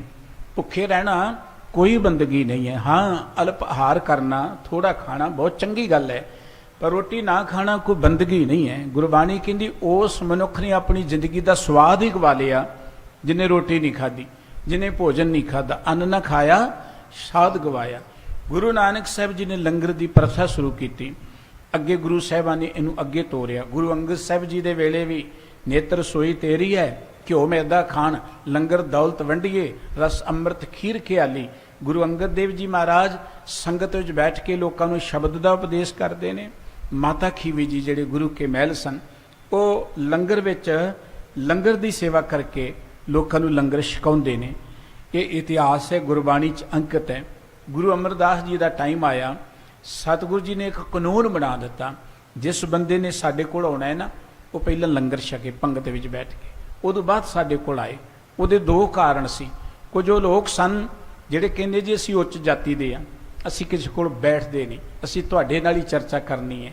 ਇਹ ਜਿਹੜੇ ਗਰੀਬ ਲੋਕ ਨੇ, ਮਾੜੇ ਲੋਕ, ਅਸੀਂ ਇਹਨਾਂ ਕੋਲ ਬੈਠਦੇ। ਮਨੁੱਖ ਨੂੰ ਨਫ਼ਰਤ ਕਰਦਾ ਸੀ। ਗੁਰੂ ਸਾਹਿਬ ਜੀ ਦਾ ਮਕਸਦ ਮਨੁੱਖ ਨੂੰ ਮਨੁੱਖ ਨਾਲ ਜੋੜਨਾ ਤੇ ਮਨੁੱਖ ਨੂੰ ਪਰਮਾਤਮਾ ਨਾਲ ਜੋੜਨਾ। ਇਹ ਗੁਰਮਤਿ ਦਾ ਅੱਜ ਵੀ ਮਕਸਦ ਹੈ, ਮਨੁੱਖ ਨੂੰ ਮਨੁੱਖ ਨਾਲ ਜੋੜਨਾ। ਉਹ ਧਰਮ ਹੀ ਨਹੀਂ ਹੋ ਸਕਦਾ ਜਿਹੜਾ ਮਨੁੱਖ ਦੇ ਵਿੱਚ ਜਾਂ ਮਨੁੱਖਤਾ 'ਚ ਦੀਵਾਰਾਂ ਖੜੀਆਂ ਕਰੇ, ਉਹ ਧਰਮ ਨਹੀਂ ਹੋ ਸਕਦਾ। ਮਨੁੱਖਤਾ ਦਾ ਧਰਮ ਹੈ ਮਨੁੱਖਤਾ 'ਚ ਪਿਆਰ ਪੈਦਾ ਕਰਨਾ, ਮਨੁੱਖਤਾ ਦੇ ਭਲੇ ਦੀ ਗੱਲ ਕਰਨੀ। ਲੇਕਿਨ ਧਰਮ ਦੇ ਨਾਂ ਤੇ ਆਪਾਂ ਦੇਖਦੇ ਹਾਂ ਕੋਈ ਬ੍ਰਾਹਮਣ ਹੈ, ਕੋਈ ਖੱਤਰੀ ਹੈ, ਕੋਈ ਸੂਦਰ ਹੈ, ਕੋਈ ਵਾਇਸ ਹੈ, ਕੋਈ ਉੱਚਾ ਹੈ, ਕੋਈ ਨੀਵਾਂ ਹੈ। ਇਹ ਗੁਰਮਤਿ ਦਾ ਮਾਰਗ ਨਹੀਂ ਹੈ। ਇਹਨਾਂ ਦੂਰੀਆਂ ਨੂੰ ਖਤਮ ਕਰਨ ਦੇ ਲਈ ਕੋਈ ਮੁਲਕ ਗੁਲਾਮ ਕਦੋਂ ਹੁੰਦਾ? ਸਾਡਾ ਭਾਰਤ ਕਦੀ ਵੀ ਕਮਜ਼ੋਰ ਨਹੀਂ ਸੀ, ਪਰ ਗੁਲਾਮ ਕਿਉਂ ਹੋਇਆ ਸਦੀਆਂ ਤੋਂ? ਉਹਦਾ ਇੱਕੋ ਕਾਰਨ ਡਿਵਾਈਡ ਐਂਡ ਰੂਲ। ਕੁਝ ਸਾਡੇ ਅਖੌਤੀ ਧਾਰਮਿਕ ਲੋਕਾਂ ਨੇ ਆਪਣੇ ਸਵਾਰਥ ਦੇ ਲਈ ਮਨੁੱਖਤਾ ਨੂੰ ਪਾੜ ਕੇ ਰੱਖਿਆ ਸੀ। ਇਹ ਬ੍ਰਾਹਮਣ ਹੈ, ਇਹ ਖੱਤਰੀ ਹੈ, ਇਹ ਸ਼ੂਦਰ ਹੈ, ਇਹ ਵੈਸ ਹੈ। ਇਹ ਕਾਰਨ ਸੀ ਸਾਡੇ ਮੁਲਕ ਦੀ ਗੁਲਾਮੀ ਦਾ। ਜਦੋਂ ਹਮਲਾਵਰ ਚੜ੍ਹ ਕੇ ਆਉਂਦੇ ਨੇ, ਹੁਣ ਉਹ ਬੰਦਾ ਜਿਹਨੂੰ ਤੁਸੀਂ ਮਾਣ ਹੀ ਕੋਈ ਨਹੀਂ ਦਿੱਤਾ, ਉਹ ਕਿਉਂ ਬਾਰਡਰ ਤੇ ਲੜੇਗਾ? ਜਿਹਨੂੰ ਤੁਸੀਂ ਹੀਣ ਭਾਵਨਾ ਜਿਹਦੇ ਅੰਦਰ ਭਰ ਦਿੱਤੀ ਕਿ ਤੂੰ ਖੂਹ ਤੇ ਨਹੀਂ ਆ ਸਕਦਾ, ਧਰਮਸਾਲ 'ਚ ਨਹੀਂ ਆ ਸਕਦਾ, ਤੂੰ ਲੋਕਾਂ ਕੋਲ ਨਹੀਂ ਬੈਠ ਸਕਦਾ, ਉਹਦਾ ਮੁਲਕ ਨਾਲ ਪਿਆਰ ਕਦੀ ਬਣ ਹੀ ਨਹੀਂ ਸਕਦਾ। ਉਹ ਕਿਉਂ ਲੜੇਗਾ ਬਾਰਡਰ ਤੇ? ਇਸ ਕਰਕੇ ਥੋੜੇ ਥੋੜੇ ਬੰਦੇ ਆਏ। ਕੋਈ 500 ਸਿਪਾਹੀ ਲੈ ਕੇ ਆਇਆ, ਮੁਹੰਮਦ ਬਿਨ ਕਾਸਿਮ ਵਰਗਾ, ਬਾਬਰ ਵਰਗੇ ਥੋੜੇ ਥੋੜੇ ਸਿਪਾਹੀ ਲੈ ਕੇ ਆਏ। ਇਹਨੇ ਵਧੀਆ ਕੰਟਰੀ ਦੇ ਉੱਪਰ ਕਾਬਜ ਹੋ ਕੇ ਕਈ ਪੀੜ੍ਹੀਆਂ ਉਹਨੇ ਰਾਜ ਕੀਤਾ, ਸਾਡੀ ਇਸ ਕਮਜ਼ੋਰੀ ਨੂੰ ਦੇਖ ਕੇ ਕਿ ਇਹਨਾਂ ਦੇ ਕਦੀ ਇਕੱਠੇ ਹੋਣਾ ਹੀ ਨਹੀਂ ਹੈ। ਗੁਰੂ ਨਾਨਕ ਸਾਹਿਬ ਜੀ ਨੇ ਇਸ ਕਮਜ਼ੋਰੀ ਨੂੰ ਦੂਰ ਕਰਨ ਦਾ ਯਤਨ ਕੀਤਾ, ਲੇਕਿਨ ਗੁਰੂ ਨਾਨਕ ਸਾਹਿਬ ਜੀ ਦੀ ਵਿਰੋਧਤਾ ਹੋਈ। ਜਦੋਂ ਗੁਰੂ ਨਾਨਕ ਸਾਹਿਬ ਜੀ ਨੇ ਕਿਹਾ ਨਾ ਕਿ ਆਪਾਂ ਸਾਰੇ ਇੱਕੋ ਹੀ ਹਾਂ, ਸਤਿਗੁਰੂ ਜੀ ਨੂੰ ਕਹਿਣ ਲੱਗੇ ਤੇ ਕੁਰਾਈਆ ਹੈ, ਇਹ ਤੇ ਸੂਦਰਾਂ ਨੂੰ ਨਾਲ ਲਈ ਫਿਰਦਾ, ਨੀਵੀਆਂ ਜਾਤਾਂ ਦੇ ਨੂੰ ਨਾਲ ਲਈ ਫਿਰਦਾ, ਨੀਵੇਂ ਲੋਕਾਂ ਦੇ ਘਰਾਂ ਜਾਂਦਾ। ਗੁਰੂ ਅੰਗਦ ਦੇਵ ਜੀ ਅਮਰਦਾਸ ਜੀ ਨੇ ਇੱਕ ਕਾਨੂੰਨ ਲਾਗੂ ਕਰਤਾ, ਜਿਹਨੇ ਮੇਰੇ ਕੋਲ ਆਉਣਾ ਹੈ, ਗੱਲਬਾਤ ਕਰਨੀ ਹੈ ਜਾਂ ਪੰਗਤ ਸੰਗਤ 'ਚ ਬੈਠਣਾ ਹੈ, ਉਹ ਪਹਿਲਾਂ ਪ੍ਰਸ਼ਾਦਾ ਸਕੇ। ਹੁਣ ਜਿਹੜੇ ਲੋਕੀ ਕਹਿੰਦੇ ਅਸੀਂ ਉੱਚ ਜਾਤ ਦੇ, ਉਹਨਾਂ ਨੂੰ ਬੜੀਆਂ ਮਿਰਚਾਂ ਲੱਗੀਆਂ ਕਿ ਅਸੀਂ ਦੂਜਿਆਂ ਨਾਲ ਬੈਠ ਕੇ ਰੋਟੀ ਖਾਈਏ। ਇਹ ਤਾਂ ਬੜੀ ਮਾੜੀ ਗੱਲ ਹੈ। ਔਰ ਸਤਿਗੁਰੂ ਜੀ ਨੇ ਉਹਨਾਂ ਨੂੰ ਮਿਲਣ ਤੋਂ ਇਨਕਾਰ ਕਰ ਦਿੱਤਾ। ਉਹਨਾਂ ਲੋਕਾਂ ਦੀ ਹੋਰ ਕੋਈ ਗੱਲਬਾਤ ਨਾ ਗਈ। ਉਹਨਾਂ ਲੋਕਾਂ ਨੇ ਸਤਿਗੁਰੂ ਜੀ ਦੇ ਵਿਰੁੱਧ ਇੱਕ ਮੁਕੱਦਮਾ ਦਾਇਰ ਕਰ ਦਿੱਤਾ। ਮੁਕੱਦਮੇ 'ਚ ਕੀ ਸੀ ਦੋਸ਼? ਕਿ ਇਹ ਸਾਰੇ ਲੋਕਾਂ ਨੂੰ ਇਕੱਠੇ ਬਿਠਾਉਂਦੇ ਨੇ। ਇਹਨਾਂ ਨੇ ਵਰਣਮੰਡੀ ਖਤਮ ਕਰ ਦਿੱਤੀ। ਕਿੰਨੀ ਹੈਰਾਨੀ ਦੀ ਗੱਲ ਹੈ ਕਿ ਸਾਰੇ ਲੋਕਾਂ ਨੂੰ ਇਕੱਠੇ ਬਿਠਾਉਂਦੇ ਨੇ। ਇਹ ਧਰਮ ਦੇ ਵਿਰੁੱਧ ਹੈ, ਸਾਰੇ ਲੋਕਾਂ ਨੂੰ ਇਕੱਠੇ ਬਿਠਾਉਣਾ। ਜਿਸ ਮੁਲਕ ਦੇ ਵਿੱਚ ਇਹ ਧਰਮ ਹੋਏ ਕਿ ਸਾਰੇ ਲੋਕ ਇਕੱਠੇ ਨਹੀਂ ਰਹਿਣੇ ਚਾਹੀਦੇ, ਉਹ ਮੁਲਕ ਕਿੰਨਾ ਕੁ ਚਿਰ ਆਜ਼ਾਦ ਰਹਿ ਸਕਦਾ, ਕਿੰਨਾ ਕੁ ਆਬਾਦ ਰਹਿ ਸਕਦਾ, ਤੇ ਅੰਦਾਜ਼ਾ ਤੁਸੀਂ ਲਗਾ ਸਕਦੇ ਹੋ। ਸਤਿਗੁਰੂ ਸੱਚੇ ਪਾਤਸ਼ਾਹ ਜੀ ਦੇ ਮੁਕੱਦਮਾ ਦਾਇਰ ਹੋਇਆ। ਸਤਿਗੁਰੂ ਜੀ ਨੂੰ ਬੁਲਾਇਆ ਗਿਆ ਅਦਾਲਤ ਵਿੱਚ। ਸਤਿਗੁਰੂ ਜੀ ਆਪ ਨਹੀਂ ਗਏ। ਬਾਬਾ ਬੁੱਢਾ ਜੀ, ਭਾਈ ਜੇਠਾ ਜੀ ਜਿਹੜੇ ਗੁਰੂ ਰਾਮਦਾਸ ਜੀ ਸਨ, ਉਹਨਾਂ ਨੂੰ ਸਤਿਗੁਰੂ ਜੀ ਨੇ ਭੇਜਿਆ। ਔਰ ਉਸ ਅਦਾਲਤ 'ਚ ਮੁਕੱਦਮਾ ਚੱਲ ਰਿਹਾ ਹੈ। ਜਿਨ੍ਹਾਂ ਮੁਕੱਦਮਾ ਕੀਤਾ ਉਹ ਆਪਣਾ ਪੱਖ ਰੱਖ ਰਹੇ ਨੇ। ਦੇਖੋ ਜੀ, ਇਹਨਾਂ ਵਰਣ ਵੰਡ ਖਤਮ ਕਰ ਦਿੱਤੀ, ਇਹ ਗਾਇਤਰੀ ਨੂੰ ਨਹੀਂ ਮੰਨਦੇ, ਇਹ ਫਲਾਣੇ ਨੂੰ ਨਹੀਂ ਮੰਨਦੇ। ਅੱਜ ਕਈ ਲੋਕ ਨਾ ਖਾਹ ਮੁਖਾਹ ਹੀ ਕਹੀ ਜਾਣਗੇ, ਖਾਹ ਮੁਖਾਹ, ਜਿਨ੍ਹਾਂ ਨੇ ਸਾਡੇ ਧਰਮ ਸਿਧਾਂਤ ਨੂੰ ਪੜ੍ਹਿਆ ਨਹੀਂ, ਜਾਂ ਇਵੇਂ ਕਹਿ ਲਓ ਕਿ ਜਿਹੜੇ ਅਣਜਾਣ ਨੇ, ਜਾਂ ਜਿਹੜੇ ਜਾਣ ਬੁੱਝ ਕੇ ਕੁਝ ਚਲਾਕੀ ਵਰਤਦੇ ਨੇ। ਉਹ ਪਤਾ ਕੀ ਕਹਿਣਗੇ, ਸਿੱਖ ਕੋਈ ਕੌਮ ਨਹੀਂ ਹੈ ਜੀ, ਇਹ ਤੇ ਸਿੱਖ ਤਾਂ ਸਾਡੇ ਚੋਂ ਨਿਕਲੇ ਨੇ। ਇਹ ਉਹਨਾਂ ਦੀ ਮੂਰਖਤਾ ਜਾਂ ਅਗਿਆਨਤਾ ਹੋ ਸਕਦੀ ਹੈ। ਸਿੱਖ ਜਿਹੜਾ ਇਹ ਓਨਲੀ ਸ਼ਬਦ ਦਾ ਪੁਜਾਰੀ ਹੈ, ਅਕਾਲ ਦਾ ਪੁਜਾਰੀ ਹੈ। ਸਿੱਖ ਨਾ ਕਿਸੇ ਤਸਵੀਰ ਨੂੰ ਮੰਨੇ, ਸਿੱਖ ਨਾ ਕਿਸੇ ਬੁੱਤ ਨੂੰ ਮੰਨੇ, ਸਿੱਖ ਨਾ ਕਿਸੇ ਪਸ਼ੂ ਦੀ ਪੂਜਾ ਕਰੇ, ਸਿੱਖ ਨਾ ਕਿਤੇ ਅੱਗ ਦੀ ਪੂਜਾ ਕਰੇ, ਸਿੱਖ ਨਾ ਕਿਸੇ ਤੀਰਥਾਂ ਦੀ ਪੂਜਾ ਕਰੇ। ਸਿੱਖ ਨਿਰੋਲ ਅਕਾਲ ਪੁਰਖ ਦਾ ਪੁਜਾਰੀ ਹੈ, ਕੇਵਲ ਪ੍ਰਮਾਤਮਾ ਦਾ ਪੁਜਾਰੀ ਹੈ। ਇਹੋ ਜਿਹੇ ਇਲਜ਼ਾਮ ਅਦਾਲਤ ਵਿੱਚ ਸਤਿਗੁਰੂ ਜੀ ਦੇ ਉੱਪਰ ਲਗਾਏ ਗਏ। ਇਹ ਗਾਇਤਰੀ ਨਹੀਂ ਪੜ੍ਹਦੇ, ਇਹ ਵੇਦਾਂ ਨੂੰ ਨਹੀਂ ਮੰਨਦੇ, ਇਹ ਫਲਾਣਾ ਕੰਮ ਨਹੀਂ ਕਰਦੇ। ਹੁਣ ਸਤਿਗੁਰੂ ਜੀ ਦੇ ਵਿਰੁੱਧ ਗੱਲਬਾਤ ਹੋਈ ਹੈ, ਗੁਰੂ ਰਾਮਦਾਸ ਜੀ ਇਹਨਾਂ ਗੱਲਾਂ ਦਾ ਉੱਤਰ ਦੇ ਰਹੇ ਨੇ। ਇਹ ਵਾਰਤਾ ਅੱਜ ਆਪਾਂ ਨੇ ਸਰਵਣ ਕਰਨੀ। ਆਓ ਗੁਰੂ ਪਿਆਰ 'ਚ ਜੁੜਦੇ ਹਾਂ। ਗੁਰੂ ਕੀ ਅਗਲੀ ਕਥਾ ਸਰਵਣ ਕਰਨ ਦੇ ਲਈ ਮੁਖ ਤੋਂ ਉਚਾਰਨ ਕਰੀਏ ਜੀ, ਸਤਨਾਮ ਸ੍ਰੀ ਵਾਹਿਗੁਰੂ ਸਾਹਿਬ ਜੀ। सो भी बड़ी न तुमने कैसे, हिंद धर्म खतरी के महैसे। ਉਹ ਕਹਿਣ ਲੱਗੇ ਜੀ ਤੁਸੀਂ ਗੁਰਬਾਣੀ ਦੀ ਗੱਲ ਕਰਦੇ ਹੋ, ਤੁਸੀਂ ਗਾਇਤਰੀ ਨਹੀਂ ਪੜ੍ਹਦੇ, ਤੁਸੀਂ ਵੇਦਾਂ ਪੁਰਾਣਾਂ ਨੂੰ ਨਹੀਂ ਪੜ੍ਹਦੇ, ਫਿਰ ਤੁਸੀਂ ਕਿਵੇਂ ਧਰਮ ਆਪਣੇ ਆਪ ਨੂੰ ਕਹਿੰਦੇ ਹੋ? जेठा जी गुर बचन संभारा, बुझा दाहिनी दिशा निहारा। ਗੁਰੂ ਅਮਰਦਾਸ ਜੀ ਮਹਾਰਾਜ ਨੇ ਕਿਹਾ ਸੀ ਜੇਠਾ ਜੀ ਨੂੰ ਕਿ ਤੁਹਾਡੇ ਤੇ ਗੁਰੂ ਦੀ ਬਖਸ਼ਿਸ਼ ਹੈ। ਗੁਰੂ ਨੂੰ ਚੇਤੇ ਕਰਕੇ ਤੁਸੀਂ ਇਹਨਾਂ ਗੱਲਾਂ ਦਾ ਉੱਤਰ ਦਿਓਗੇ, ਹਰ ਗੱਲ ਦਾ ਉੱਤਰ ਦਿਓਗੇ ਤੇ ਤੁਹਾਡੀ ਜਿੱਤ ਹੋਵੇਗੀ। ਗੁਰੂ ਕੇ ਬਚਨਾਂ ਨੂੰ ਚੇਤੇ ਕਰਦੇ ਹੋਇਆਂ सब विद्या प्राप्त भी ऐसे, चिरंकाल बट पावे जैसे। ਗੁਰੂ ਰਾਮਦਾਸ ਜੀ ਬਹੁਤ ਵਿਦਵਾਨ ਸਨ, ਗੁਰੂ ਦੀ ਬੜੀ ਬਖਸ਼ਿਸ਼ ਸੀ। ਗੁਰੂ ਅਮਰਦਾਸ ਜੀ ਦੀ ਹਜ਼ੂਰੀ 'ਚ ਲਗਾਤਾਰ 10-11 ਸਾਲ ਉਹਨਾਂ ਨੇ ਘਾਲੀ ਸੇਵਾ ਕੀਤੀ, ਹੋ ਸਕਦਾ ਜ਼ਿਆਦਾ ਚਿਰ ਵੀ ਹੋਏ। ਔਰ ਜੇ ਉਹਨਾਂ ਦੀ ਵਿਦਵਤਾ ਦੇਖਣੀ ਹੈ ਤੇ 30 ਰਾਗਾਂ 'ਚ ਉਹਨਾਂ ਨੇ ਬਾਣੀ ਬਖਸ਼ਿਸ਼ ਕੀਤੀ ਹੈ। 30 ਰਾਗਾਂ 'ਚ ਬਾਣੀ ਕੋਈ ਮਾਮੂਲੀ ਗੱਲ ਨਹੀਂ। ਗੁਰੂ ਨਾਨਕ ਸਾਹਿਬ ਜੀ ਦੀ ਬਾਣੀ 19 ਰਾਗਾਂ 'ਚ ਹੈ, ਗੁਰੂ ਅਮਰਦਾਸ ਜੀ ਦੀ ਬਾਣੀ 17 ਰਾਗਾਂ ਵਿੱਚ ਹੈ, ਸ੍ਰੀ ਗੁਰੂ ਰਾਮਦਾਸ ਜੀ ਦੀ ਬਾਣੀ 30 ਰਾਗਾਂ ਵਿੱਚ ਬਾਣੀ ਹੈ। ਔਰ ਫਿਰ ਬਾਣੀ ਵੀ ਤੁਸੀਂ ਉਹਨਾਂ ਦੀ ਜਦੋਂ ਪੜ੍ਹੋਗੇ ਸਾਹਿਤਕ ਪੱਖ ਤੋਂ, ਜਿਹੜਾ ਸਾਹਿਤ ਨੂੰ ਜਾਣਦਾ ਹੋਏ ਕਿ ਕਿੱਡੀਆਂ ਲੰਮੀਆਂ ਬਿਖਮ ਪੰਕਤੀਆਂ, ਨਵੀਂ ਤੋਂ ਨਵੀਂ ਸ਼ਬਦਾਵਲੀ ਹੈ ਸਤਿਗੁਰੂ ਜੀ ਨੇ ਬਖਸ਼ਿਸ਼ ਕੀਤੀ ਹੈ। ਔਰ ਇੱਥੇ ਹੀ ਬਸ ਨਹੀਂ ਹੈ, ਗੁਰੂ ਰਾਮਦਾਸ ਜੀ ਲਿਖਾਰੀ ਬੜੇ ਵਧੀਆ ਸਨ। ਉਹਨਾਂ ਦੀ ਲਿਖਤ ਕਹਿੰਦੇ ਬਹੁਤ ਪਿਆਰੀ ਸੀ, ਲਿਖਣੀ ਉਹਨਾਂ ਦੀ। ਸਤਿਗੁਰੂ ਜੀ ਆਪਣੇ ਹੱਥੀਂ ਗੁਰਬਾਣੀ ਲਿਖਿਆ ਕਰਦੇ ਸਨ। ਫਿਰ ਸਤਿਗੁਰੂ ਜੀ ਨੇ ਬਾਣੀ ਉਚਾਰੀ ਬੜੀ ਹੈ। ਗੁਰੂ ਗ੍ਰੰਥ ਸਾਹਿਬ ਜੀ ਵਿੱਚ ਛੰਤਾਂ ਦੇ ਵਿੱਚ ਬਾਣੀ ਹੈ, ਉਚੇਚੀਆਂ ਬਾਣੀਆਂ ਨੇ। ਔਰ ਵੱਡੀ ਬਖਸ਼ ਜਿਹੜੀ ਸਤਿਗੁਰੂ ਜੀ ਨੇ ਕੀਤੀ, ਲਾਵਾਂ ਦੀ ਬਾਣੀ, ਜਿਹਦੇ ਰਾਹੀਂ ਅਸੀਂ ਗ੍ਰਸਤ ਮਤ ਵਿੱਚ ਪ੍ਰਵੇਸ਼ ਕਰਦੇ ਹਾਂ। 3 ਚੀਜ਼ਾਂ, 3 ਮੌਕੇ ਨੇ ਮਨੁੱਖ ਦੀ ਜ਼ਿੰਦਗੀ 'ਚ। ਇੱਕ ਜਦੋਂ ਜਨਮ ਹੁੰਦਾ ਹੈ ਬੱਚੇ ਦਾ, ਉਹ ਸਮਾਂ। ਇੱਕ ਜਦੋਂ ਕੋਈ ਵਿਆਹ ਦਾ ਕਾਰਜ ਹੁੰਦਾ ਹੈ, ਜਿਹਨੂੰ ਆਪਾਂ ਕਹਿੰਦੇ ਗ੍ਰਸਤ ਪ੍ਰਵੇਸ਼ ਕਰਦਾ ਹੈ, ਕਿ ਇਹ ਸਮਾਂ। ਤੇ ਇੱਕ ਜਦੋਂ ਕੋਈ ਚੜ੍ਹਾਈ ਕਰ ਜਾਂਦਾ ਹੈ, ਜਿਹਨੂੰ ਆਪਾਂ ਕਹਿੰਦੇ ਚਲਾਣਾ ਕਰ ਗਿਆ, ਮਰ ਗਿਆ। ਇਹ 3 ਸਮੇਂ ਬੜੇ ਅਹਿਮ ਨੇ। ਤੇ ਜਿਹੜਾ ਪੁਜਾਰੀ ਵਰਗ ਸੀ ਨਾ, ਉਹਨੇ 3 ਹੀ ਸਮਿਆਂ ਤੇ ਬੜੀ ਲੁੱਟ ਮਚਾਈ ਹੋਈ ਸੀ। ਅੱਜ ਵੀ ਹੈ ਬੜੀ ਲੁੱਟ। ਘਰ ਤੁਹਾਡੇ ਬੱਚਾ ਪੈਦਾ ਹੋ ਗਿਆ ਹੈ, ਇੱਥੇ ਸੂਤਕ ਹੈ, ਇਹ ਗੰਢ ਮੂਲ ਹੈ, ਜੇ ਹੈ ਵੋ ਹੈ, ਪੱਤਰੀ ਬਣਾਓ, ਜੇ ਕਰੋ ਵੋ ਕਰੋ। ਸਾਨੂੰ ਸਾਡੇ ਸਤਿਗੁਰੂ ਜੀ ਨੇ ਨਾ ਭਰਮਾਂ ਤੋਂ ਮੁਕਤ ਹੀ ਕਰ ਦਿੱਤਾ। ਸੂਤਕ ਪੱਗ ਤੋਂ ਮੁਕਤ ਬੱਚਾ ਹੈ। ਅਰਦਾਸ ਕਰੋ ਪ੍ਰਮਾਤਮਾ ਦੇ ਚਰਨਾਂ 'ਚ, ਕੜਾਹ ਪ੍ਰਸਾਦੀ ਦੇਗ ਵਰਤਾਓ ਤੇ ਵਾਹਿਗੁਰੂ ਕਹਿ ਕੇ ਆਪਣੇ ਕਾਰ ਸ਼ੁਰੂ ਕਰੋ। ਵਿਆਹ ਦਾ ਮੌਕਾ, ਉਦੋਂ ਵੀ ਤਾਰਾ ਡੁੱਬਿਆ ਕਿ ਨਹੀਂ ਡੁੱਬਿਆ, ਐਸਾ ਆਹ ਰੱਖਣਾ ਕਿ ਨਹੀਂ।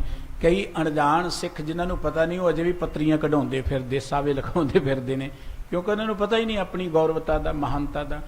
ਔਰ ਸਤਿਗੁਰੂ ਜੀ ਨੇ ਇਹ ਜਿਹੜਾ ਸਮਾਂ ਸੀ, ਜਦੋਂ ਬੇਦੀ ਦੇ ਦੁਆਲੇ ਲਾਵਾਂ ਹੁੰਦੀਆਂ, ਕੋ ਅੱਗ ਦੇ ਦੁਆਲੇ ਲਾਵਾਂ ਕਰਦਾ ਹੈ, ਸਤਿਗੁਰੂ ਜੀ ਨੇ ਸਾਡੀ ਇਹ ਵੀ ਇੱਕ ਸੁਤੰਤਰ ਸਾਨੂੰ ਸੋਚ ਦਿੱਤੀ ਕਿ 4 ਲਾਵਾਂ ਦਾ ਪਾਠ ਕਰਕੇ ਪ੍ਰਕਰਮਾ ਕਰੋ। ਇਹੀ ਮੁਕੰਮਲ ਸਾਡਾ ਵਿਆਹ ਹੈ, ਆਨੰਦ ਕਾਰਜ ਹੈ। ਔਰ ਇਹਨੂੰ ਦੇਸਾਂ ਪ੍ਰਦੇਸਾਂ 'ਚ ਅੱਜ ਮਾਨਤਾ ਹੈ, ਇਸੇ ਅਨੁਸਾਰ ਹੀ ਅਸੀਂ ਵਿਆਹ ਕਰਦੇ ਹਾਂ। ਇੱਕ ਸਮਾਂ ਜਦੋਂ ਕੋਈ ਚਲਾਣਾ ਕਰਦਾ ਹੈ, ਉਹ ਉਸ ਸਮੇਂ ਦੇ ਤੇ ਬਹੁਤ ਜ਼ਿਆਦਾ ਲੁੱਟ ਖਸੁੱਟ ਹੁੰਦੀ ਸੀ ਤੇ ਹੁੰਦੀ ਹੈ, ਅਜੇ ਵੀ ਹੈ। ਉਦੋਂ ਬਾਅਦ ਵੀ ਬੰਦਾ ਚੜ੍ਹਾਈ ਕਰ ਜੇ, ਫਿਰ ਵੀ ਐ ਸ਼ਰਾਧ ਕਰੋ, ਦਾਨ ਕਰੋ, ਮੁਕਤੀ ਕਰਾਓ, ਜੇ ਕਰੋ ਵੋ ਕਰੋ, ਕਿੱਥੇ ਜਾਓ ਉੱਥੇ ਜਾਓ। ਉਹ ਗੱਲ ਗੁਰੂ ਅਮਰਦਾਸ ਜੀ ਨੇ ਸਾਨੂੰ ਮੁਕਤ ਕਰ ਦਿੱਤਾ। ਰਾਮਕਲੀ ਸਦ ਬਾਣੀ ਪੜ੍ਹੋਗੇ, ਉਹਦੇ ਸਾਨੂੰ ਸਤਿਗੁਰੂ ਜੀ ਨੇ ਇਹ ਹਦਾਇਤ ਕੀਤੀ ਕਿ ਕਰਨਾ ਕੀ ਹੈ।